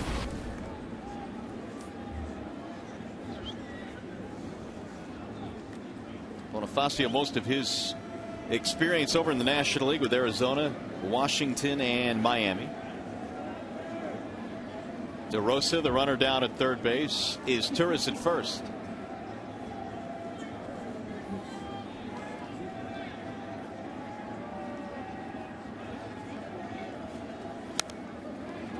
Now it's 0-2.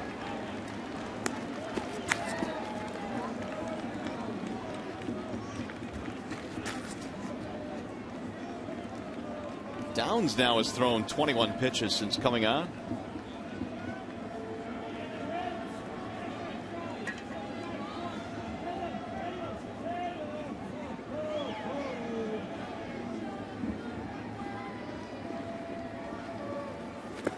He went around, strike 3.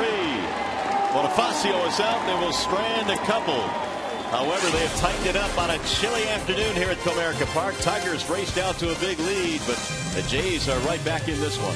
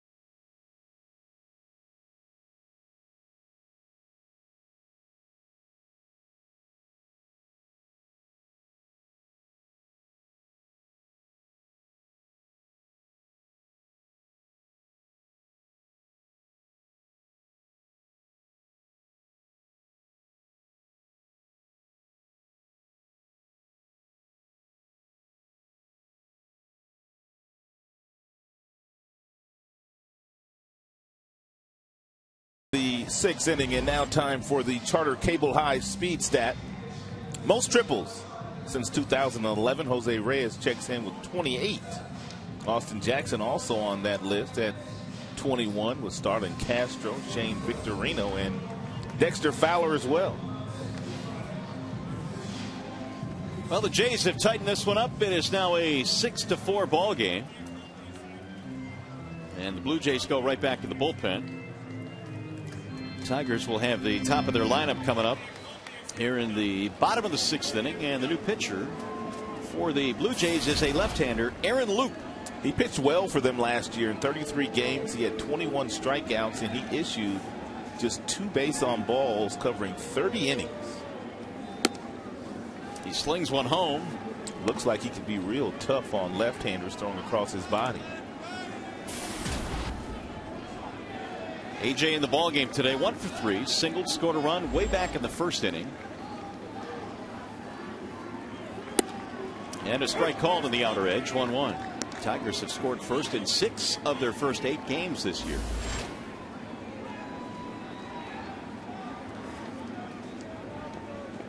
Jackson now hitting .344 this season. A 1-1 from Luke. Back out of play, 1-2. Does this look give you fits, or is guys really not bothered by this at all? Right-handers aren't bothered by this because they get a real good look at the baseball, because Luke extends that left arm out towards second base, so you can really get a good look at it. But it can be somewhat troublesome for a left-handed hitter against Luke. Low, 2 balls, 2 strikes. Here's that delivery. Left-handers, you're getting a real good look at the baseball right now. You can pick up the location. But because he falls so violently off toward the first base side of the rubber, lefties maybe not so much. That is something that Jackson did last year very well. He's done a lot of it this year. When he's behind the 2 strikes and somehow able to foul off some very good pitchers' pitches, where he didn't do that a couple of years ago, and he was kind of swinging and missing a lot. The 2-2 is a chopper back up the middle. Bonifacio on the backhand, gonna have to hurry. Safe at first base. Infield hit for Jackson. Bonifacio doesn't appear to be all that comfortable at shortstop playing for Toronto. He's already made 4 errors this year. Take a look at him start to back up on this ball.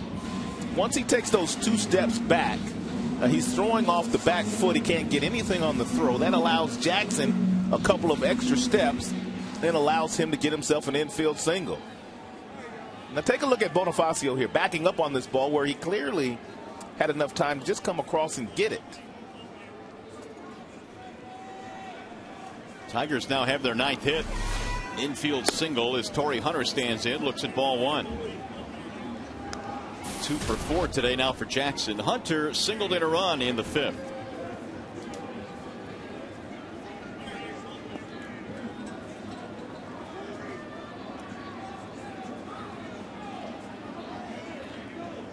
Tigers would like to get back some of those runs they gave up in the top of this inning. They gave up 3. Jackson really couldn't get a good jump on Burley at the start of this game. Luke doesn't appear to be much easier to get a jump on,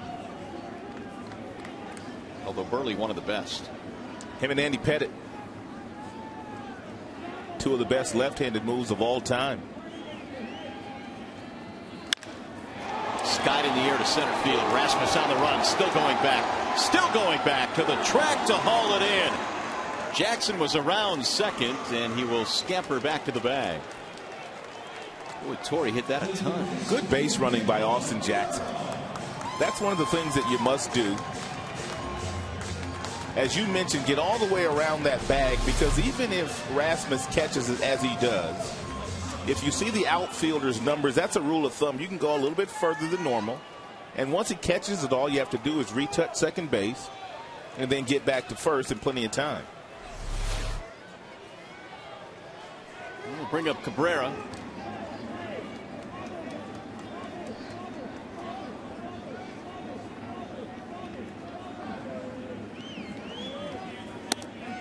And Miggy takes ball 1 outside.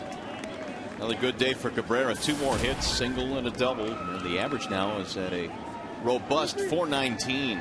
6 hits in the series in the first couple of games against the Blue Jays pitching staff.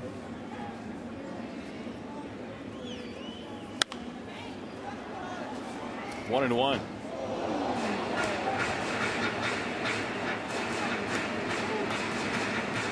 Cabrera started the year by driving in a run in each of the team's first 5 games. Won a Silver Slugger award, as you might expect, last year, but that was his 4th that he's won already.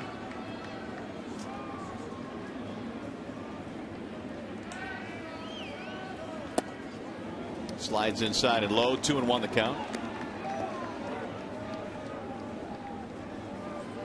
Loop is out of Tulane University. got to be smart to go there, don't you? You sure do. Good school. He's out of Raceland, Louisiana.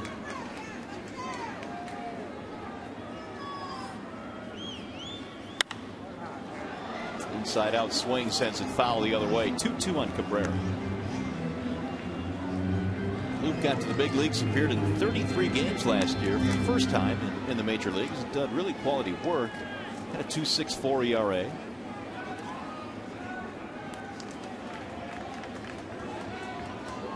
In 30 innings, he walked only 2.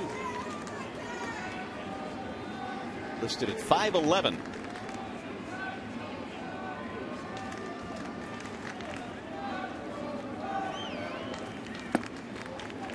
Make it 3-2.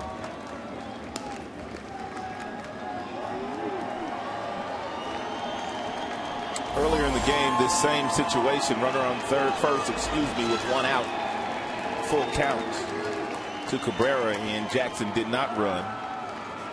That was when Burley was on the mound. We'll see if Jim turns him loose with Loop out there. Drill to center field. Rasmus. 2 outs. So Jackson's still at first base, 2 away. Now an opportunity for Prince Fielder, and we'll see how Prince does against this lefty. Prince won't give an inch, and he takes ownership of that batter's box as well as any power hitting left-hander in the game. Hit 17 times last year. Keeps that front shoulder locked and loaded, especially against left-handed pitchers. Ball 1 inside. Prince on base 3 times today, couple of walks, fielder's choice. He has an RBI.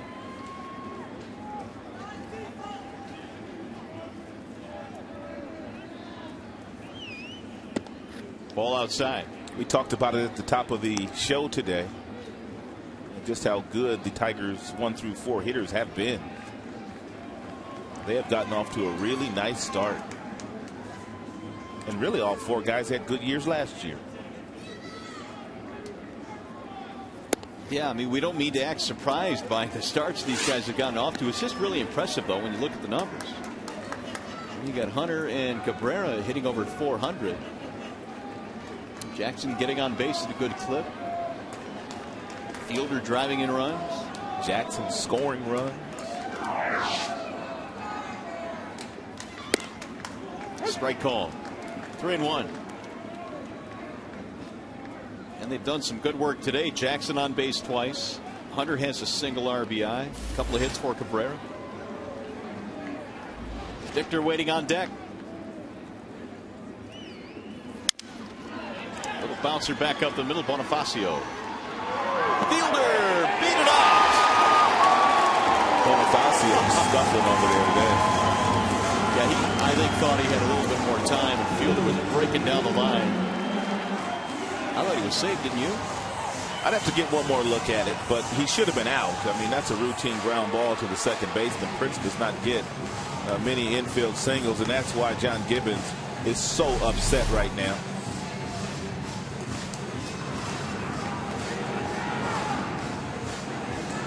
Well, it doesn't get any closer than that. I really couldn't tell whether the right foot hit the bag before it got in the glove. It did. Be safe. It did. Good call. 10 Tigers hits.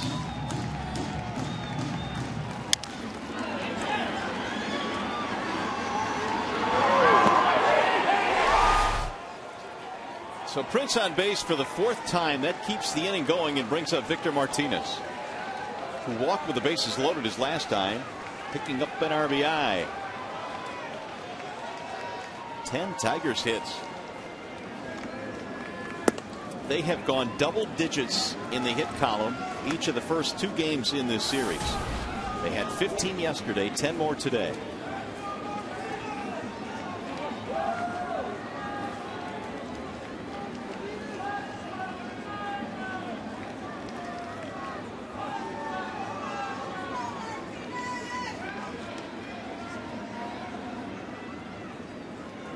And the 1-0.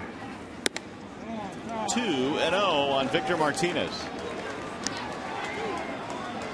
this was a relatively quiet game up until the 5th when the two teams combined for 5 runs, and then the Jays got 3 in the 6th. Now Luke finds himself behind 2-0.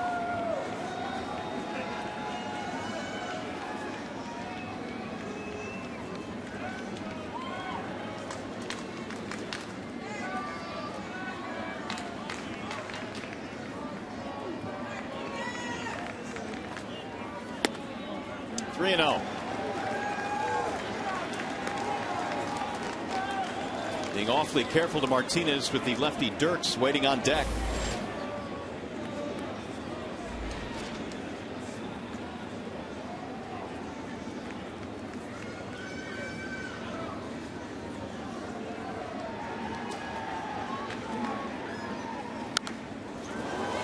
Well, we've often talked about how a lot of guys aren't comfortable swinging 3-0, but Victor took a big time rip there.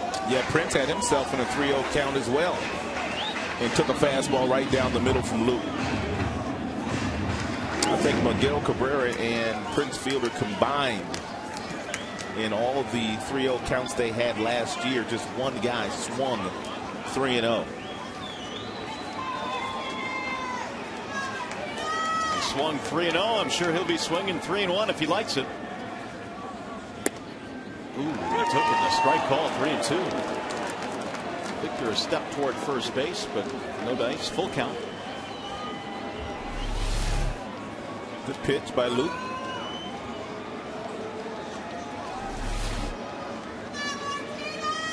So move the runners now with 2 outs. And a 3-2 count on Victor Martinez.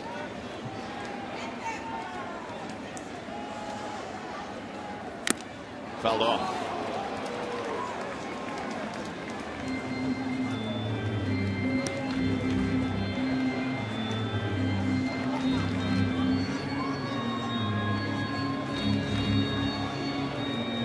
A slow start for Victor offensively. He does have the bases loaded walk, but otherwise 0 for 2 in this contest. Martinez 3 for 23 as he gets back into the groove after missing all of last year. But in that Yankees series, hits the balls really hard with nothing to show for it. And a high drive into left field. Cabrera going back. And he's going to get there in the gap to haul it in. Again, a hard hit ball, but nothing to show for it for Victor Martinez. The Tigers strand a couple. Missed it by that much.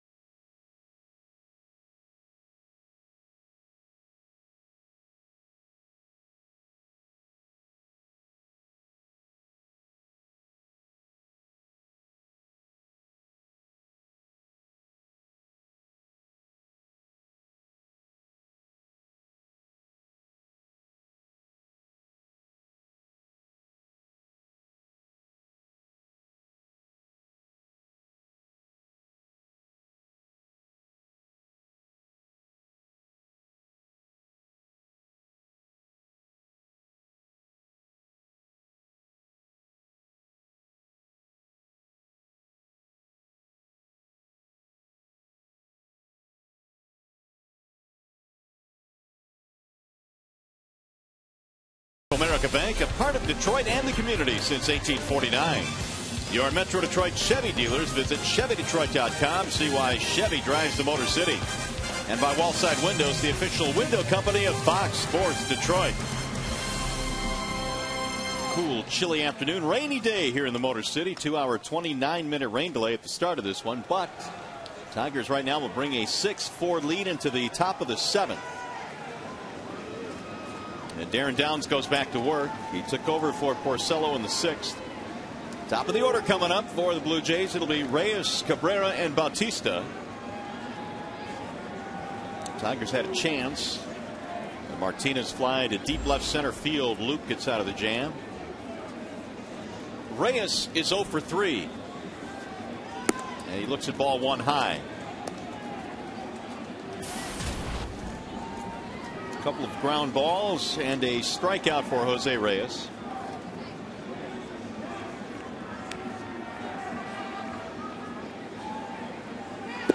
Reyes batting right-handed against the lefty. He became a switch hitter at the age of 16. He wanted to make himself a little bit more marketable to the major league teams that were looking at him.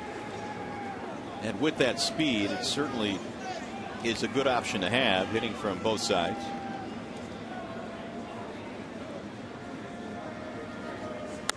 One is fouled off the count. 1-2. Yeah, Reyes played in a lot of games last year, but his last couple of years in a Mets uniform, he was bothered by hamstring injuries, which kept him on and off the disabled list. And those with bad backs or bad hamstrings often talk about how difficult it is to play on the turf, which is what they have at Rogers Center. Bad knees as well. That turf will really beat you up.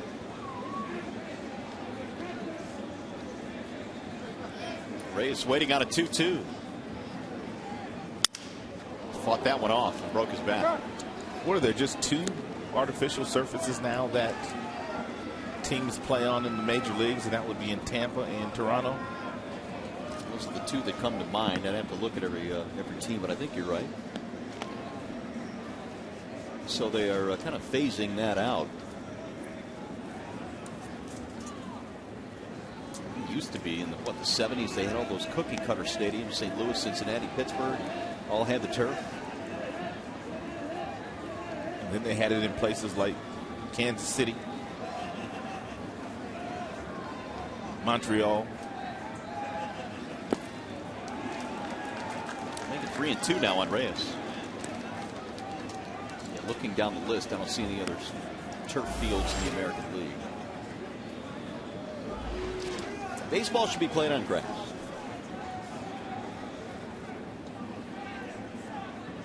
Three balls, 2 strikes on Jose Reyes. Broke his bat again. Soft liner caught by Cabrera.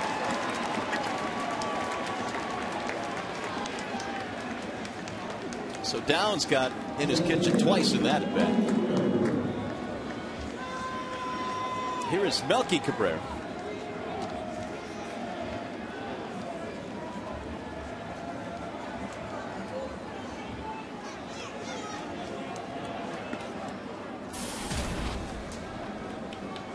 Downs came on in the 6th inning and would end up facing 5 batters in that 6th. Jim Leyland continues to play it by ear depending on the situations of these games as to who will pitch the 8th and 9th. Ooh, look out. Downs goes down. That one sizzles into center field. And Jim's going to have to go get him now with Bautista coming up. And the right-hander getting loose in his bullpen.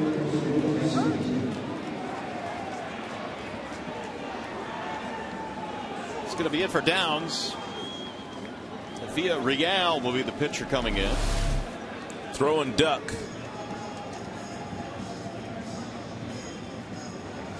You'd have to imagine that anything that gets close to Darren Downs as far as the head is concerned, and maybe bring back some memories of when he was actually hit in the head by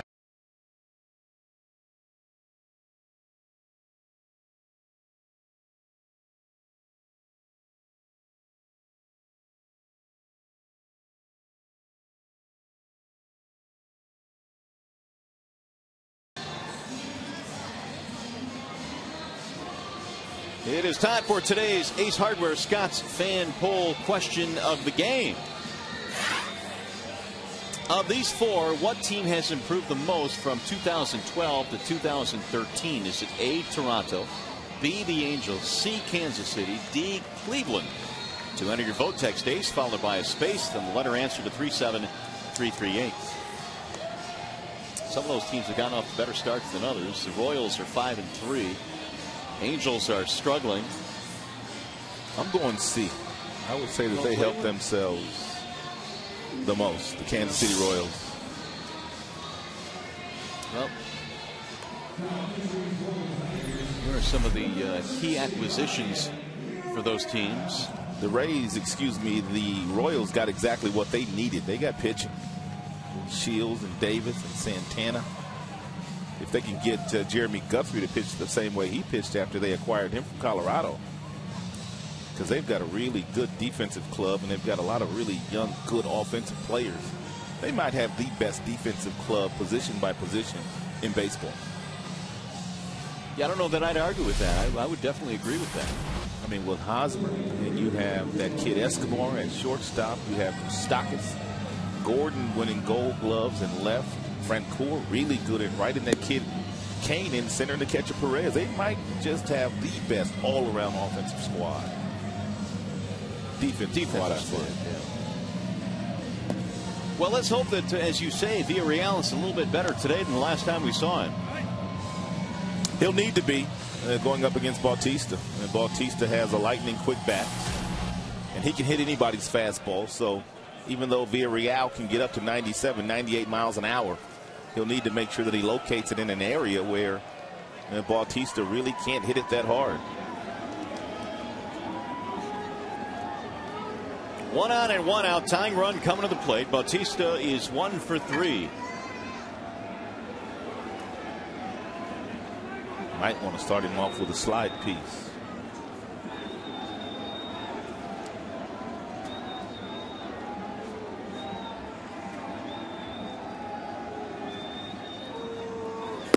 Checked it. Fastball, and it's a strike call. Can't throw a better fastball in the mid-90s and located any better than Villarreal located that last one to Bautista. Villarreal is such an intriguing option at the back end of the bullpen because of his physical skill. You saw that last fastball mid-90s, that great slider that he has. It's just a matter of consistency. 95 again, but that one missed. 1 ball, 1 strike.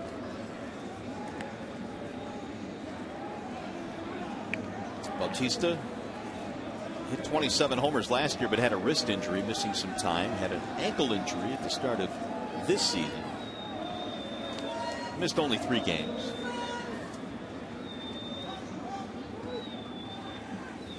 Way outside of the backstop it goes. Advance the runner. Wild pitch.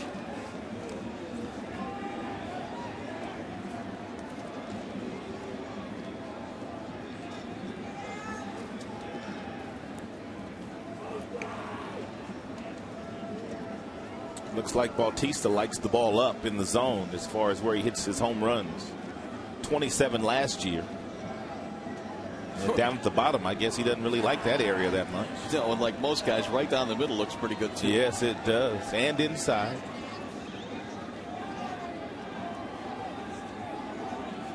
Now he's a base hit away from driving in a run. Here's the 2-1. Good pitch again at 95 on the outer edge. 2-2.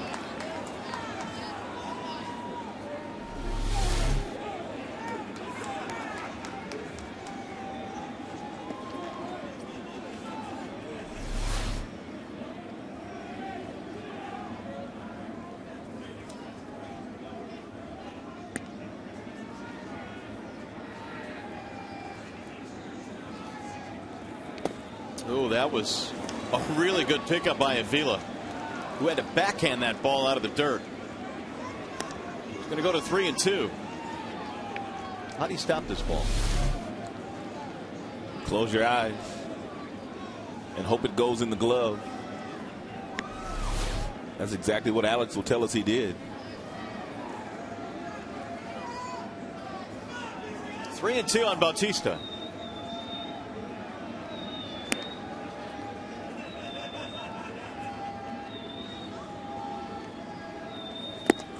walked him.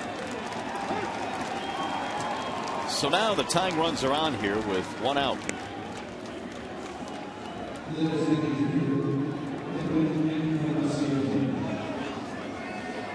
That is only the second walk issued by Detroit pitching today. The other belongs to Darren Downs. That came in the 6th.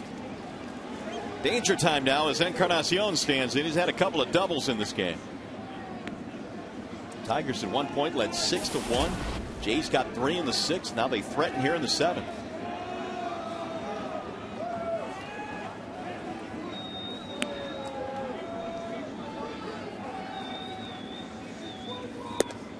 Strike 1. Encarnacion came into this game struggling mightily. He was 0 for 19 before doubling in the 4th. There's more action in that Detroit bullpen. Dotel and Phil Coke.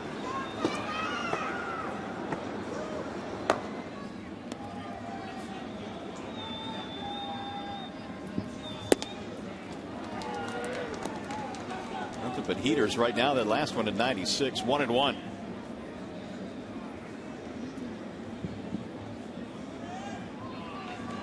One out single by Cabrera. That signaled the end for Downs. Villarreal comes in and walks Bautista.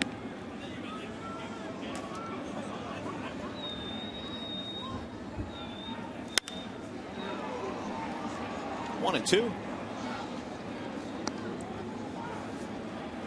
Tomorrow in the finale, Pfister and Josh Johnson. That's on to Oakland. There's Mr. Pfister. We're going out to Mr. Pfister's stomping grounds tomorrow. Yeah, going out to Cali.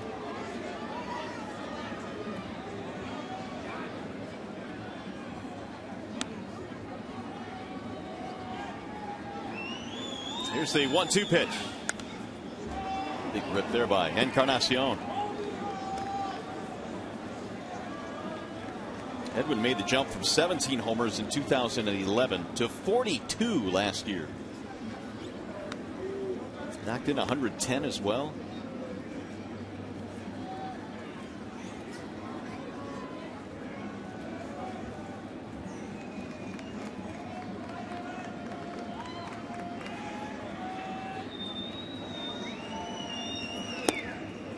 Good pickup by Avila. 2 balls, 2 strikes. I guess Robinson Cano, once his career's done, he's going to make a pretty good hitting coach, because he advised to Encarnacion last offseason to get rid of the leg kick, get yourself in better balance, don't stride as far. And because of that, the home run numbers went way up. Career year last year for Encarnacion.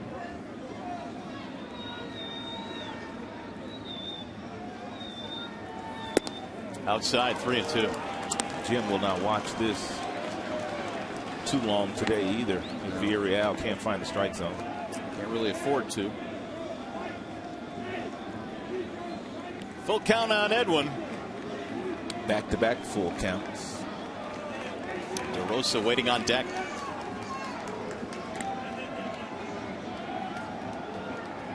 And the 3-2 with the runners going. It is ball 4. That loads him up. Villarreal comes in, walks a couple of batters. And the skipper getting off his seat. But instead it's going to be Jeff Jones walking out to the mound. That slow walk out to the hill.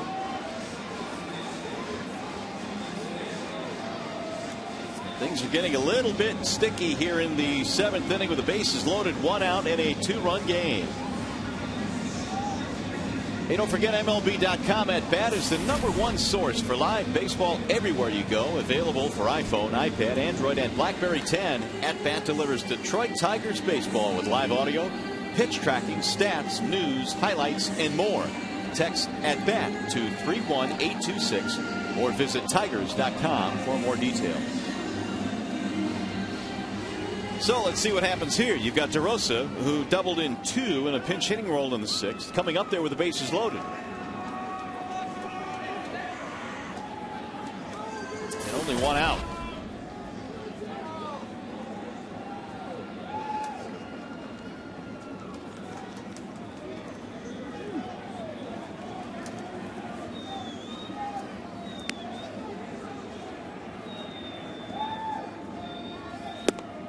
First pitch in for a strike.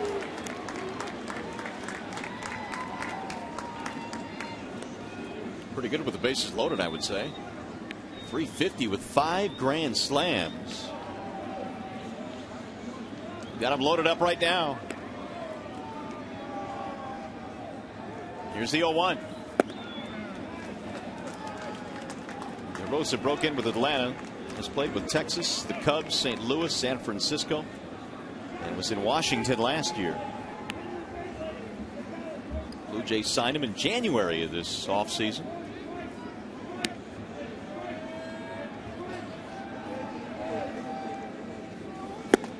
Big swing there. A mighty swing at a 96-mile-an-hour fastball. Just about every single fastball that Villarreal has thrown since coming into the game has been 96 miles an hour.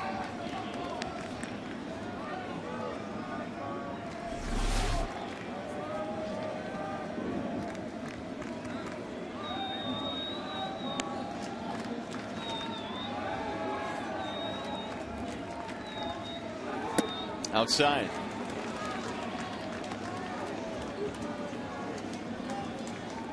Aaron Sevilla is waiting on deck. Dotel, Koch should both be ready.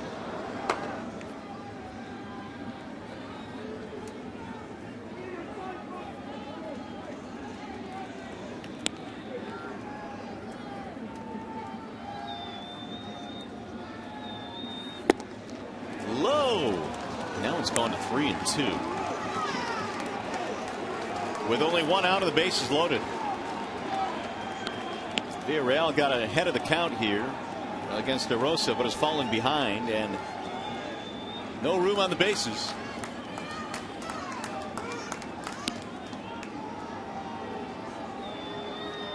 Three-two pitch. He walked it. 3 straight walks out of the bullpen for Villarreal to drive in a run. That makes it 6-5, and that's going to be it.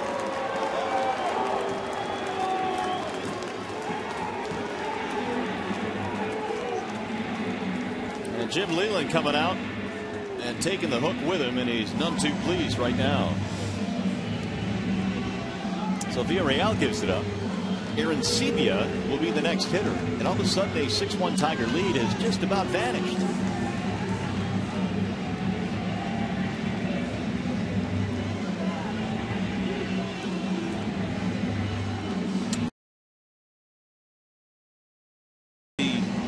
Fifth inning, Mark Burley was on the mound at the time. It was Omar Infante starting off with a base hit. Torrey Hunter also got him a solid single right back up the box. Cabrera followed with a double down in the right field corner to plate 1, and then Burley was lifted from the game. Delabar came in, could not find the strike zone. He walked 3 consecutive batters, walked in 3 runs, and then Johnny Peralta gets himself a bloop single. So the Tigers went on to score a few runs, and it looked like they were putting some distance between themselves and Toronto, but Toronto came back with a 3 spot in the very next inning themselves.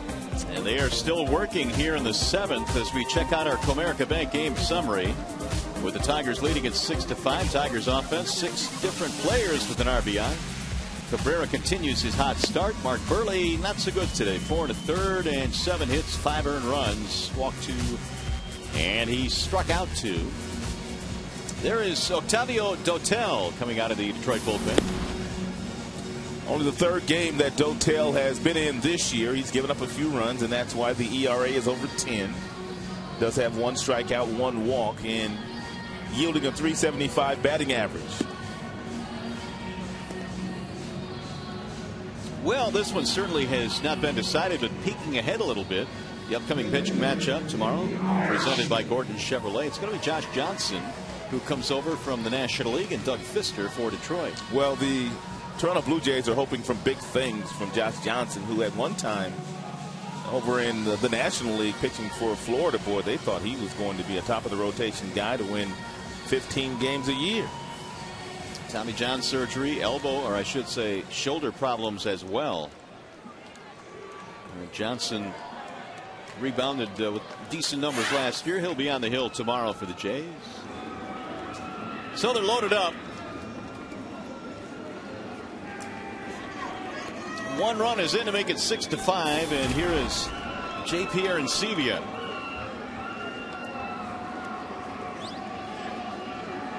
Dotel's got to come out of the bullpen throwing strikes here. 3 straight walks by Villarreal.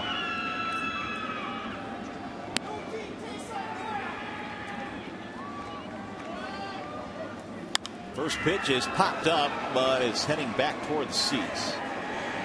Cabrera will give it a look.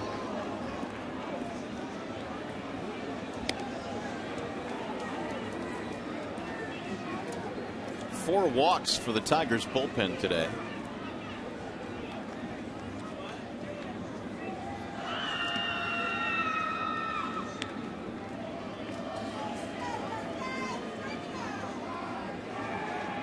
Dotel came out of the bullpen 57 times for the Tigers last year. Driven toward the gap in left center field. Jackson on the run, looks up, it's over his head and up against the wall. This might clear the bases, and it will.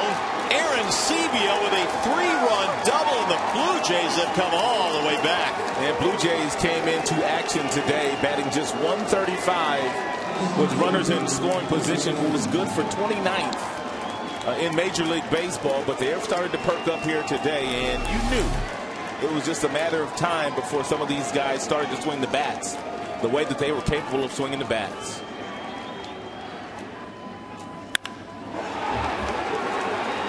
Second hit today for Arencibia.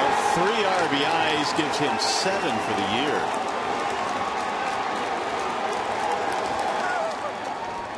All 8 of their runs in the last 3 innings after the Tigers had raced out to a 6-1 lead. It's now 8-6 Toronto. And all 3 of those runs charged to Villarreal. All 3 of the walks here in the 7th inning coming around to score. Still only 1 out. Waving a miss by Rasmus. 1-1. He is 1 for 3. Single. Run scored.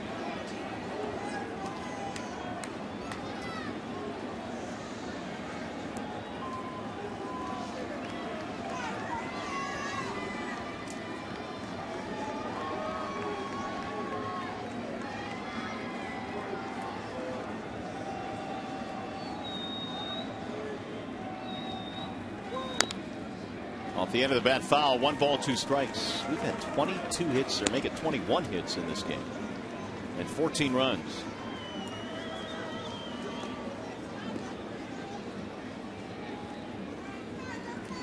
Villarreal again for the 2nd straight time coming out of the Tigers pen just did not have it. He walked Bautista, Encarnacion, DeRosa.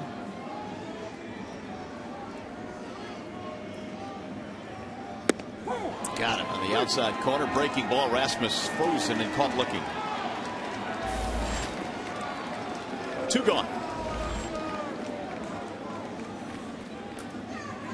Bring up Meiser as Turris. It's the 2nd straight inning that the Jays have sent 8 men to the plate.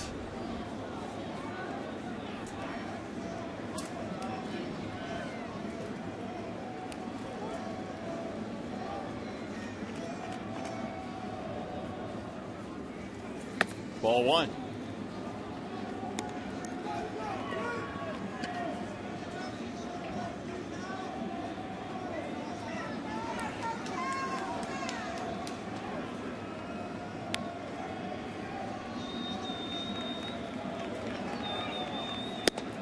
That's it for a strike. 1-1 on his Turris. One of those days where Rick Porcello was pitching well. Tigers scored 6 runs, but Rick ran into trouble in the 6th, giving up 3 straight hits, and the bullpen unable to slow down the Blue Jay bats that were struggling coming in. Here's the 1-1. Breaking ball on the ground is short. Peralta 2 steps to his right, and that will finally end the inning, but it's a big one. Toronto scores 4. Let's go to the stretch.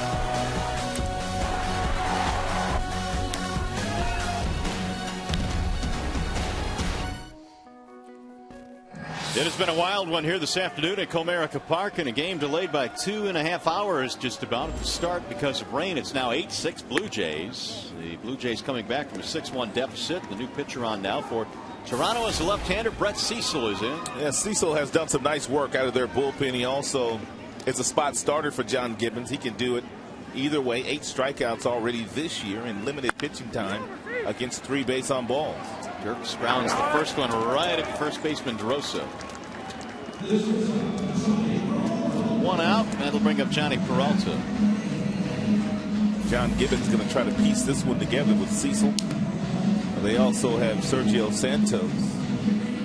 And they also have Jansen in their bullpen, their closer.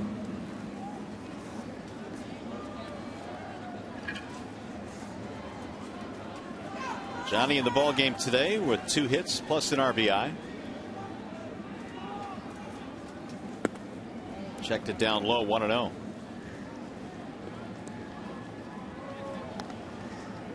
Cecil last year appearing in 21 games.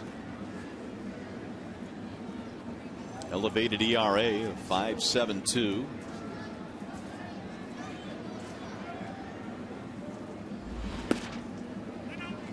Two and 0 on Peralta.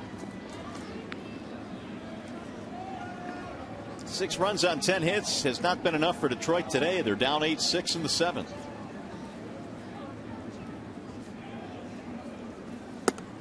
Missed it outside, and the count goes to 3-0.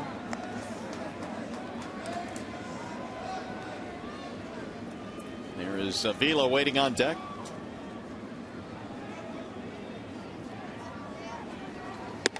And a strike called.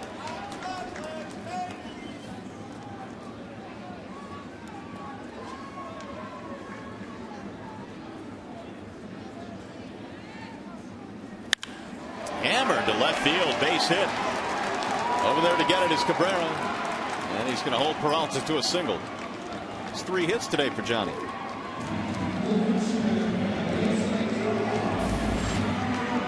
And that's going to give the Tigers 11 hits. Also going to break the tying run of the plate, Alex Avila.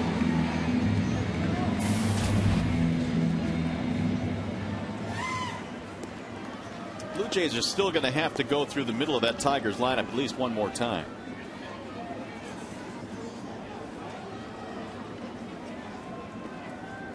Avila is 0 for 3, couple of grounders, one resulting in a double play. Way outside, Aaron Sevilla has to smother it. Nice block by Aaron Sevilla.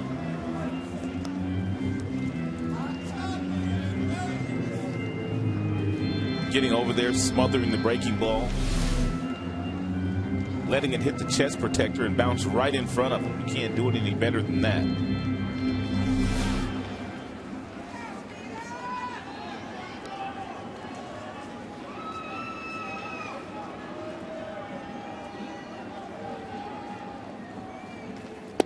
Avila looks at a ball low.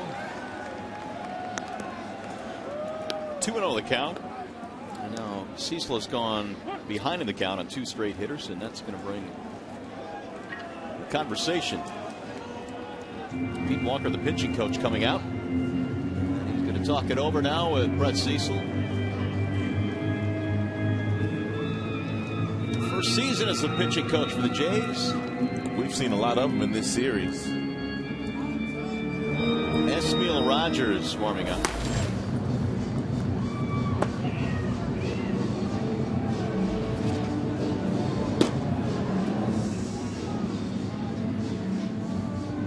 Walker was their bullpen coach last year, played 8 seasons in the minor leagues. Pat Henkin, now their bullpen coach.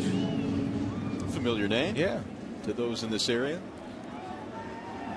Frazier's own Pat Henkin.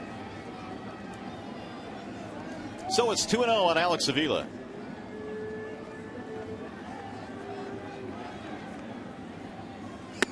And it's in there for a strike. There's Mr. Henkin trying to keep warm out there in the bullpen. Tough to do today.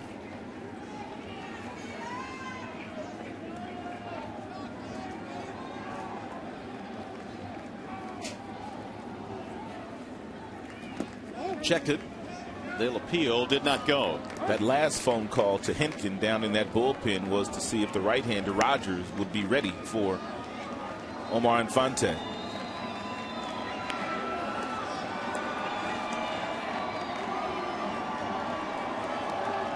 There's Omar lurking on deck. So now let's see what Avila gets on 3-1 here. He'll cut it loose, and he sends a high drive into right. Back to the track, to the wall to make the catch. Bautista had it all the way. Still a few feet short, and there are 2 gone.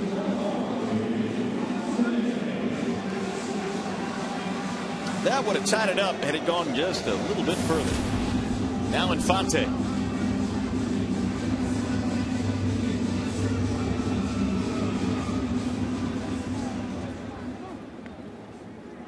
Omar, a couple of singles. He's knocked it a run today. Ball 1 outside.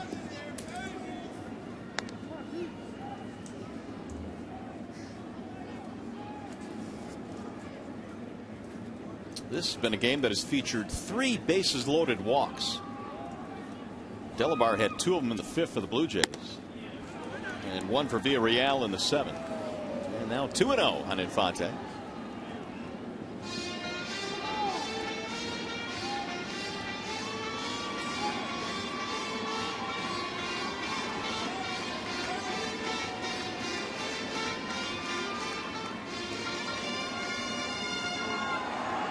Omar now in the young season has driven in 3. He hits that one off the end of the bat. 2-1.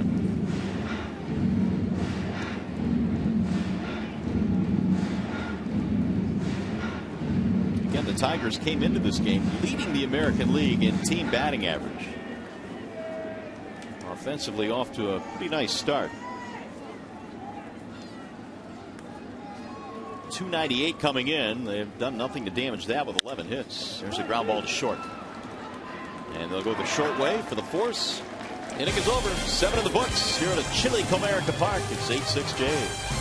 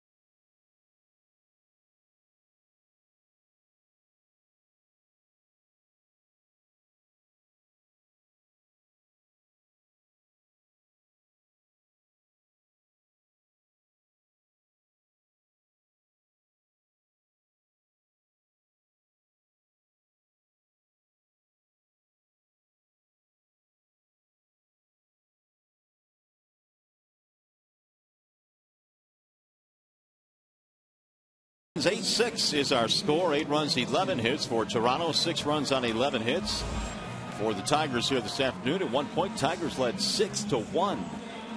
But the Blue Jay bats erupting in the last 2 innings. Octavio Dotel will try and get the Tigers through the 8th. And again, these 2 teams square off tomorrow before the Tigers hit the West Coast on a 3-city tour. Emilio Bonifacio will start things off for the Toronto Blue Jays. And Blue Jays will head over to play the Kansas City Royals.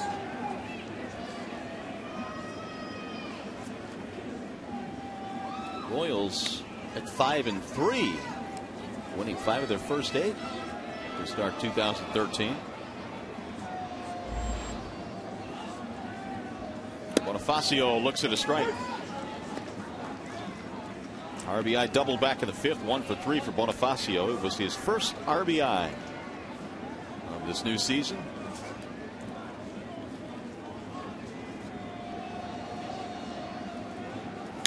Right back to the mound. Dotel able to flip it over there for the out. One gone. Is Octavio okay? I would say not doing so good right now. Kevin Rand's going to come out to take a look at him, but I think it's only going to take some time. Yeah, I don't think Kevin can help him out with this one. Ooh. Nope. Not at all. Deep breaths and walk it off.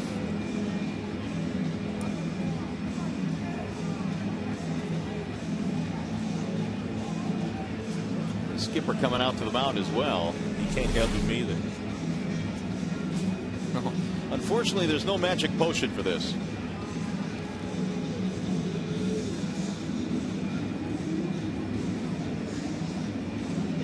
Question is whether or not Dotel will continue here. I guess if he could laugh about it, we could laugh about it too.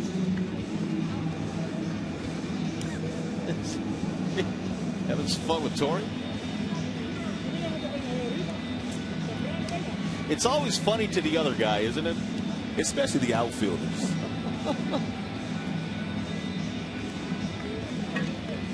So Dotel stays in the game.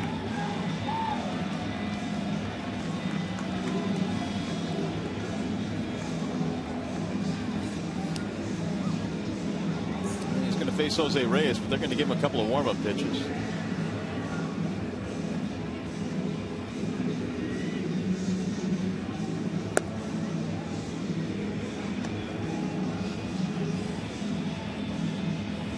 Seems to be okay.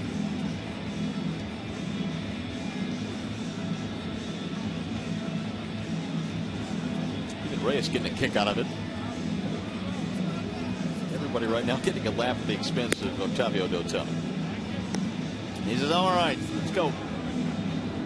So here's Reyes. Tigers have done a good job to this point of keeping him off the bases. He is 0 for 4, but it's been the middle of their lineup that has done the damage.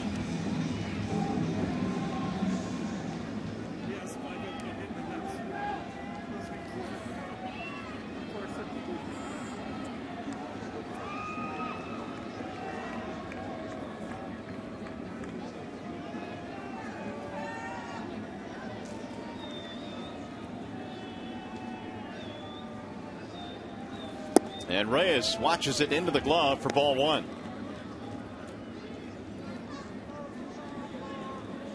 Reyes last year at one point, it was about the middle of the summer, put together a 26-game hitting streak.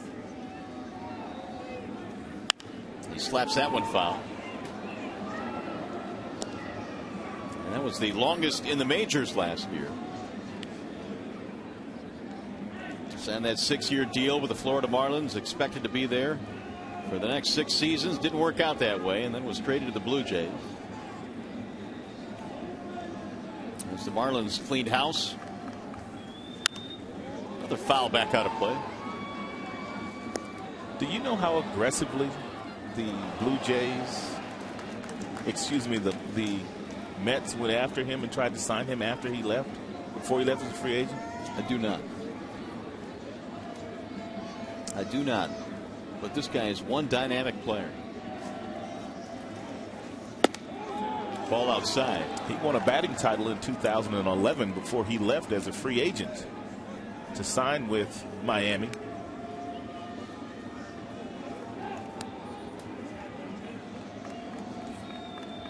Here's the 2-2.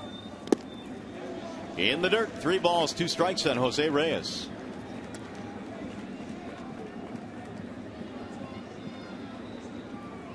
Led the National League in stolen bases 3 times, stole as many as 78 bags in a year. That was in 2007 with the Mets. And the 3-2 pitch. Rifle to right, base hit. It's a 1-out single. His first hit of this game. Let's take a look at the Jimmy John's freaky fast delivery of the game, and it's courtesy of Aaron Sebia, their catcher, who got himself a fastball with the bases loaded and doubled and cleared the bases after Dotel came in the ball game last half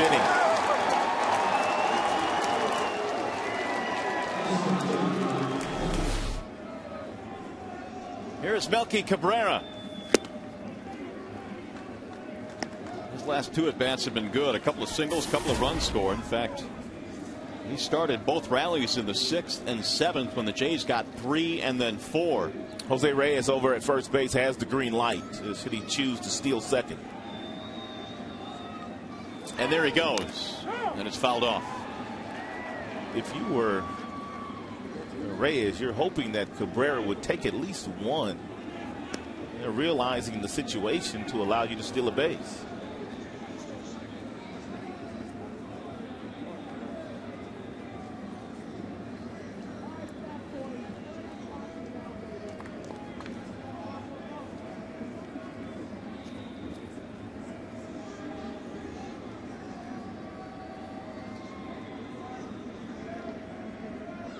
There he goes again. Nope. He put on the brakes.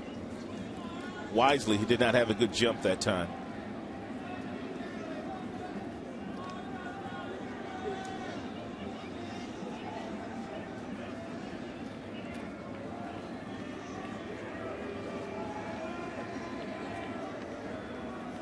Comes the throw over. Reyes 3 out of 3 this year in stolen base attempts. We'd love to give him down there in scoring position, extend this 2-run lead. Over 400 stolen bases. Here are the actives under 30. The leaders in that category: Reyes, Ramirez, Upton, Ellsbury. Almost 200 over Ramirez. I didn't realize Hanley had that kind of speed, to be honest with you. Me either. Meanwhile, it's gone to 3-1 on Melky Cabrera.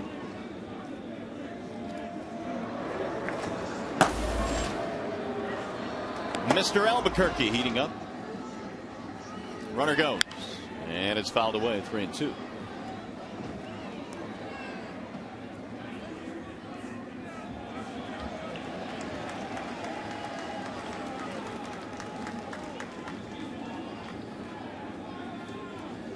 There is Bautista waiting on deck.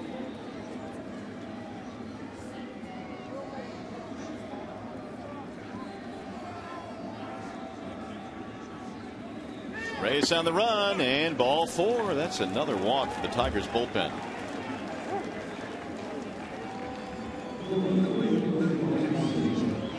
Five walks for the Tigers pen in this game. And the Jays trying to break it open now after the Tigers broke it open early with a 6-1 lead. And this guy has the ability to do it. Jose Bautista walked, a single and 2 runs scored today.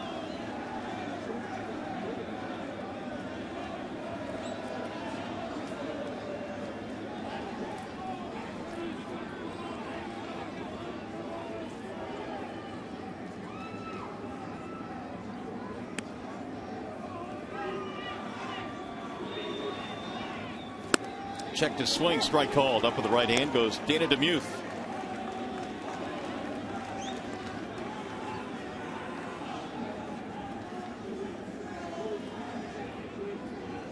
There have only been 2 players in Major League history with 50 wins, 100 saves, and 1,000 strikeouts. Dotel and Mariano Rivera. Breaking to third is Reyes, and it's fouled back out of play. It gives you an idea of the baseball instincts that Reyes does have. You've got one of your more dangerous hitters standing in the batter's box, but yet still enough confidence to steal third base. He stole third base 11 times last year in 14 attempts. With this guy up here, you better make it, right? Absolutely.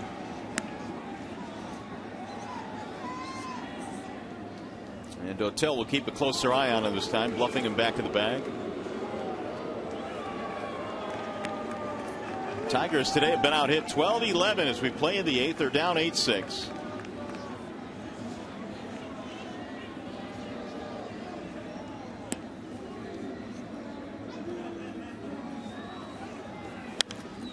Popped up foul, back out of play.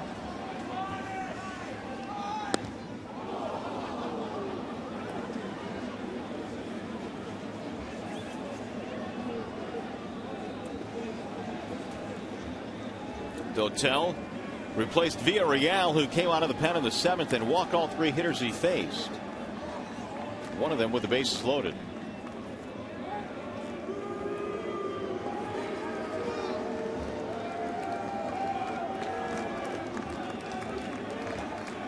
Oh, 2 on Jose Bautista.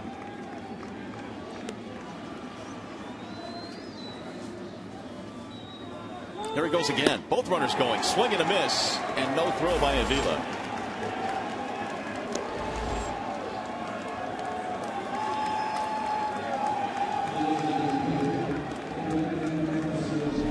It looked like none of the infielders vacated their positions to go cover the bag on the double steal, where many players are getting rid of this high leg kick. Not Bautista. What a pitch by Octavio Dotel. One more big hitter to get, though, and that would be Encarnacion.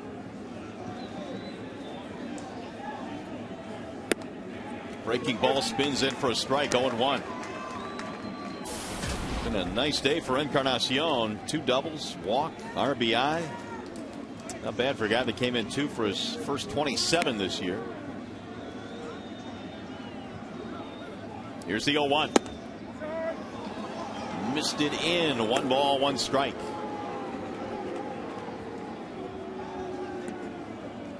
Dotel has pitched for 13 different teams. The Tigers being his 13th.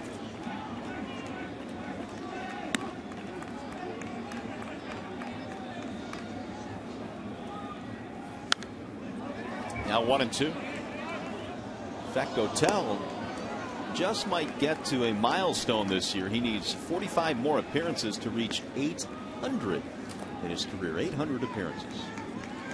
Longevity. Blessed with good health.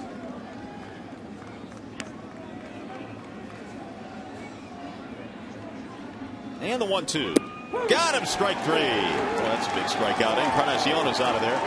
They're going to strand a couple of runners, and this strikeout keeps it a 2-run game.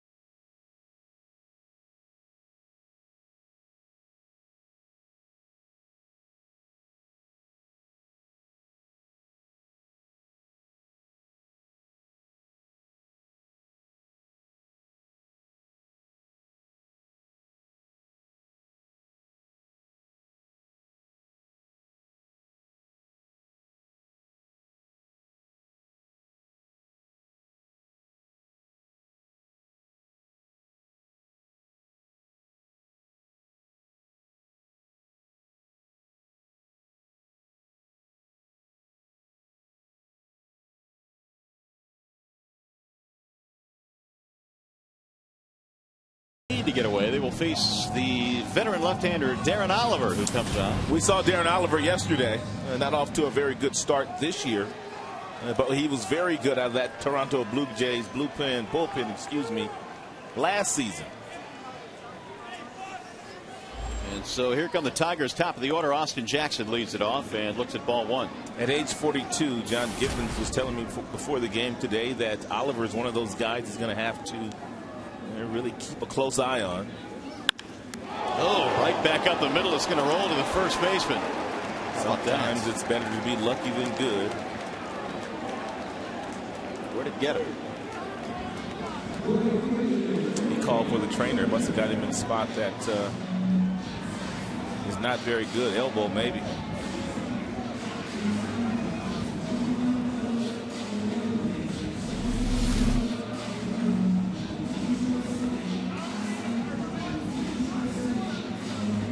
Sure did. Right off the left elbow. How much does that have to hurt on a day like today? He's got to be screaming right now. Square on the elbow.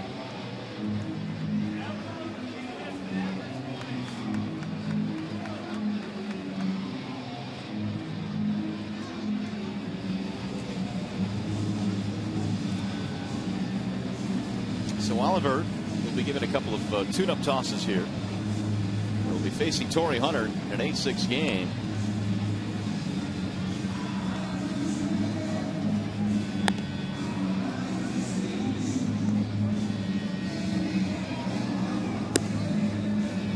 Oliver is 42 years old, born in Kansas City. Big league career began a long time ago in 1993 with the Texas Rangers. Oliver back in the day with Texas when he came up was a starter. Had some really good years out of the Angels bullpen.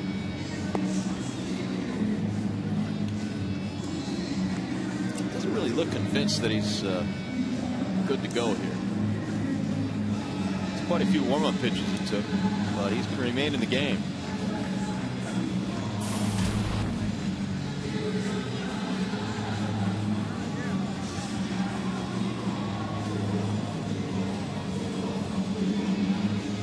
So here is Torrey Hunter, a single and 4 at-bats plus an RBI.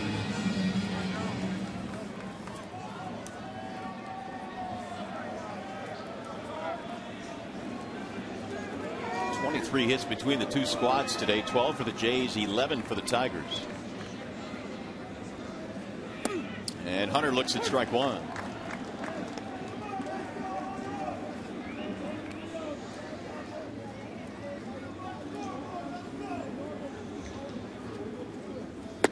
Torrey's hit safely in his last 5. This single back in the 5th made it 3-1 Detroit. They added 3 more runs in that inning. Their biggest inning, a 4-run 5th. Hunter bunts one foul at home plate, and now the count is 1-2. Torrey told me that he will attempt to bunt on occasion to get Miguel Cabrera to the plate, especially if Miguel represents the tying run, and that's exactly what we would have witnessed had he gotten that bunt down. Torrey a little upset with himself because his tourist was giving him a lot of room down at third base. Driven to center field. Rasmus going back. Long run. Second straight at bat that Torrey's hit one hard out the deep center. 2 up, 2 down here in the 8th.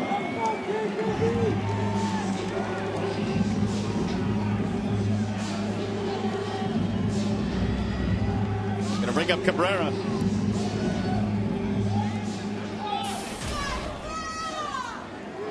Two more hits today for Miguel. Single, double, run scored.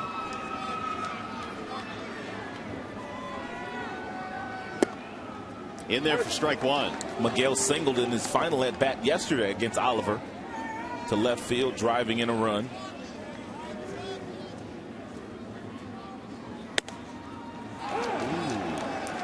High strike, 0-2.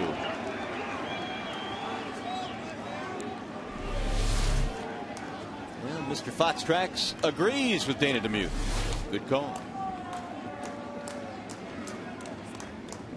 The 0-2. A little bit outside.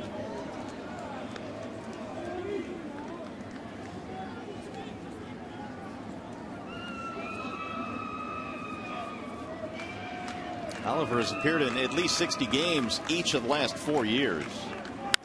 Cabrera grounds it to third right at his Turris. His long throw bounces in, but a nice backhanded play by DeRosa. And the Tigers go 1-2-3. We go to the ninth.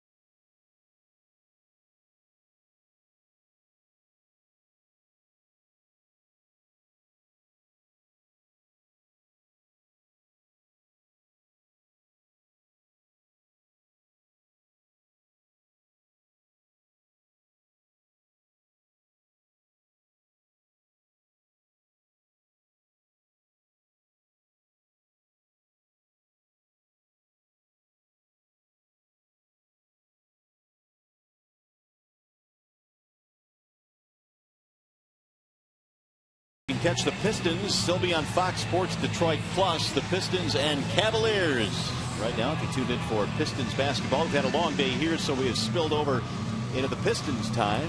2-hour, 29-minute rain delay here at the ballpark this afternoon, and a slowly paced game after it got started. But Pistons and Cavs right now on Fox Sports Detroit Plus. Tigers back to the bullpen, and Phil Coke will pitch tonight. And Burley started for Toronto, and Porcello started for the Tigers, and both guys were working rather quickly out there. But once they departed the game, as you mentioned, this one slowed down to a snail's pace. Screeching halt. Numbers on Phil Coke, his 4th appearance this year. Phil trying to get those numbers down as ERA is elevated. Jim Leyland watched his team build a 6-1 lead in this one, but 3 in the 6th, 4 in the 7th for the Blue Jays. Tiger Pen unable to hold it today, at least to this point. Phil Coke ready to go to work. It'll be Mark DeRosa to lead things off.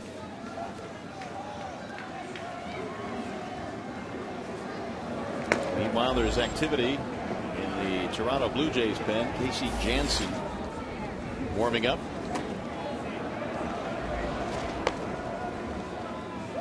He is their closer. See right now what kind of lead the Blue Jays will have going into the bottom of the ninth.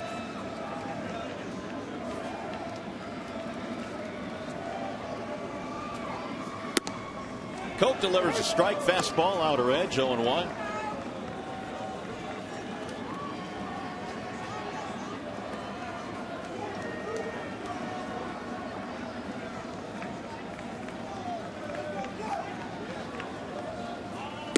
Checked it, strike called, 0-2. Really important, Rod, I think, for Coke to have a clean inning here. Obviously not only for the effect they would have on this game, but to get him a little confidence back. No doubt about that. And he needs to get back to letting that fastball go in the mid-90s.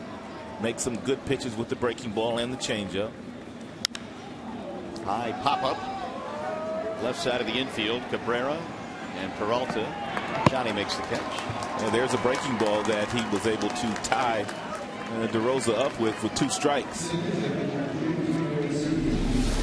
can see the breaking ball grip, and he pulls it down nicely in front of his body.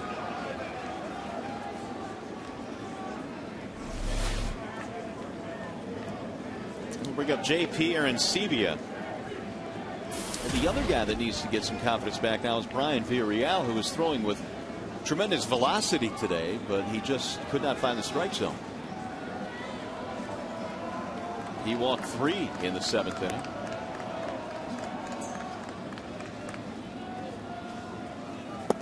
Wave and a miss. 0-1 on Aaron Sevilla.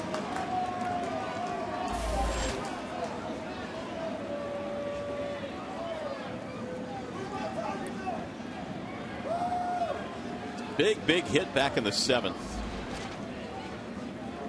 Double knocked in 3. 1 ball, 1 strike.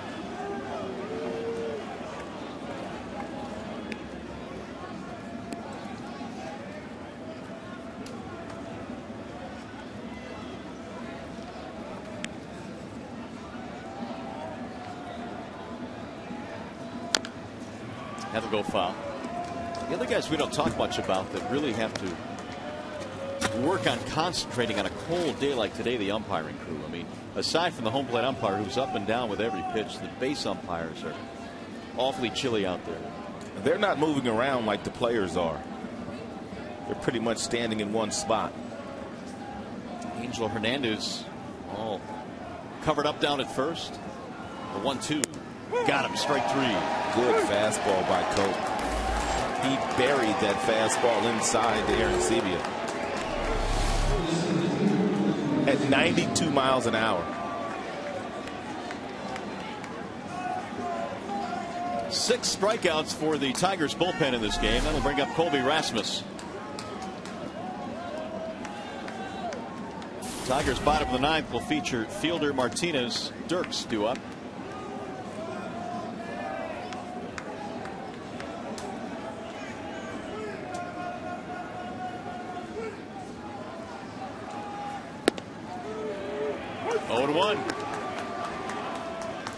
Rasmus has struck out each of his last 2 at-bats. 1 for 4 today.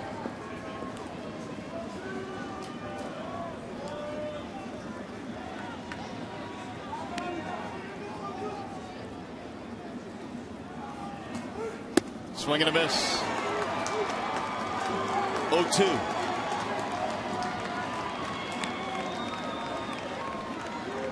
Rain still falling here at the ballpark. Really kind of amazing after that long rain delay. We were able to get as much of this game in as we have. There's a lot of rain in the area. They've played through some of it. Swing and a miss. Down he goes, and Phil Cope with an easy 1-2-3 inning. 7 strikeouts for the Tigers bullpen in this game.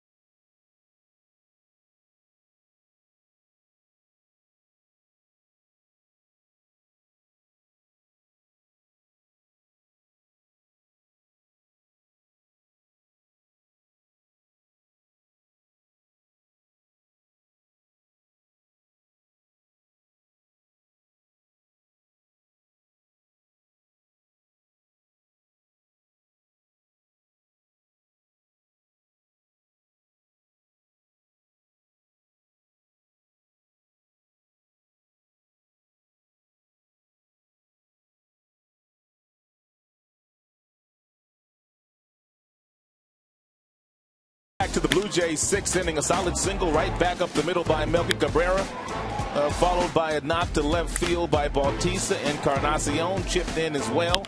And then Darren Downs gave up a big double to the pinch hitter DeRosa. And after the Tigers took a 6-1 lead going into the 6th, the Blue Jays were able to get to 6-4 in that inning. And right now on Fox Sports Detroit Plus, you can catch the Pistons and the Cavaliers from Cleveland. Here we have the Tigers coming up in the bottom of the 9th inning, down by a couple.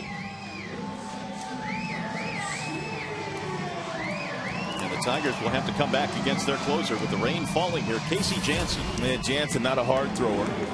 3 strikeouts so far this year. Has not walked anybody. That's his MO. And the league is hitting 143 against Jansen. Fielder looks at a strike as we begin things in the bottom of the 9th. Jansen had 22 saves last year out of that Toronto Blue bullpen.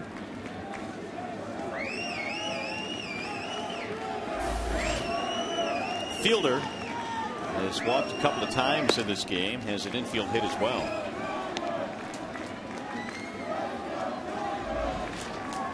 One ball and 1 strike. 8 runs, 12 hits Toronto. 6 runs, 11 hits Detroit. Jansen's 1-1. In there, strike 2 called.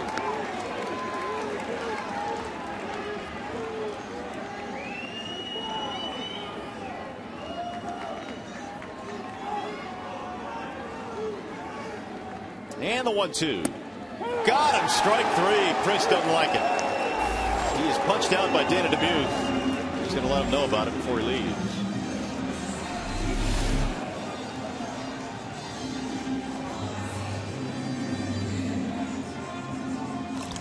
Well, just like we promised you earlier in the game, it is Miller time, brought to you by Miller Lite. And there's that guy once again, Aaron Sebia, with a bases clearing double.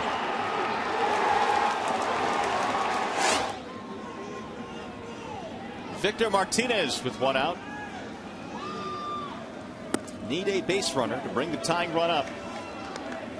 Lots of fastballs from Jansen. Well located fastballs, anywhere from 87 to 91 miles an hour. He had to get his shoulder cleaned up in the offseason as well. Not a major surgery, but still had to go get cleaned up. Saved 22 ball games last year and 62 appearances for Toronto. He works awfully quick too. Victor Martinez had to step out of the batter's box to slow him down. Looks fidgety on the mound. Rocking back and forth. Here's the 1-1. 1-2.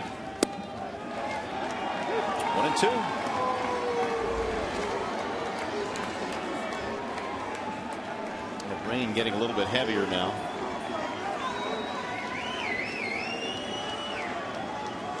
Jansen ahead of the count again.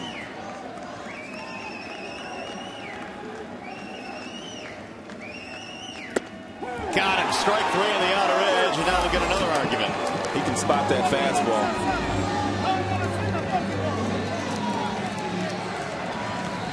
And Victor a little bit more animated than Prince Fielder, and it appears that Victor had a beef here. That ball appeared to be a couple of inches off of home plate. Xfinity tells us that Jansen has gotten to 89, and the slowest fastball he's thrown has been 88. Location, location, location. Dirks looks at a ball, 1-0.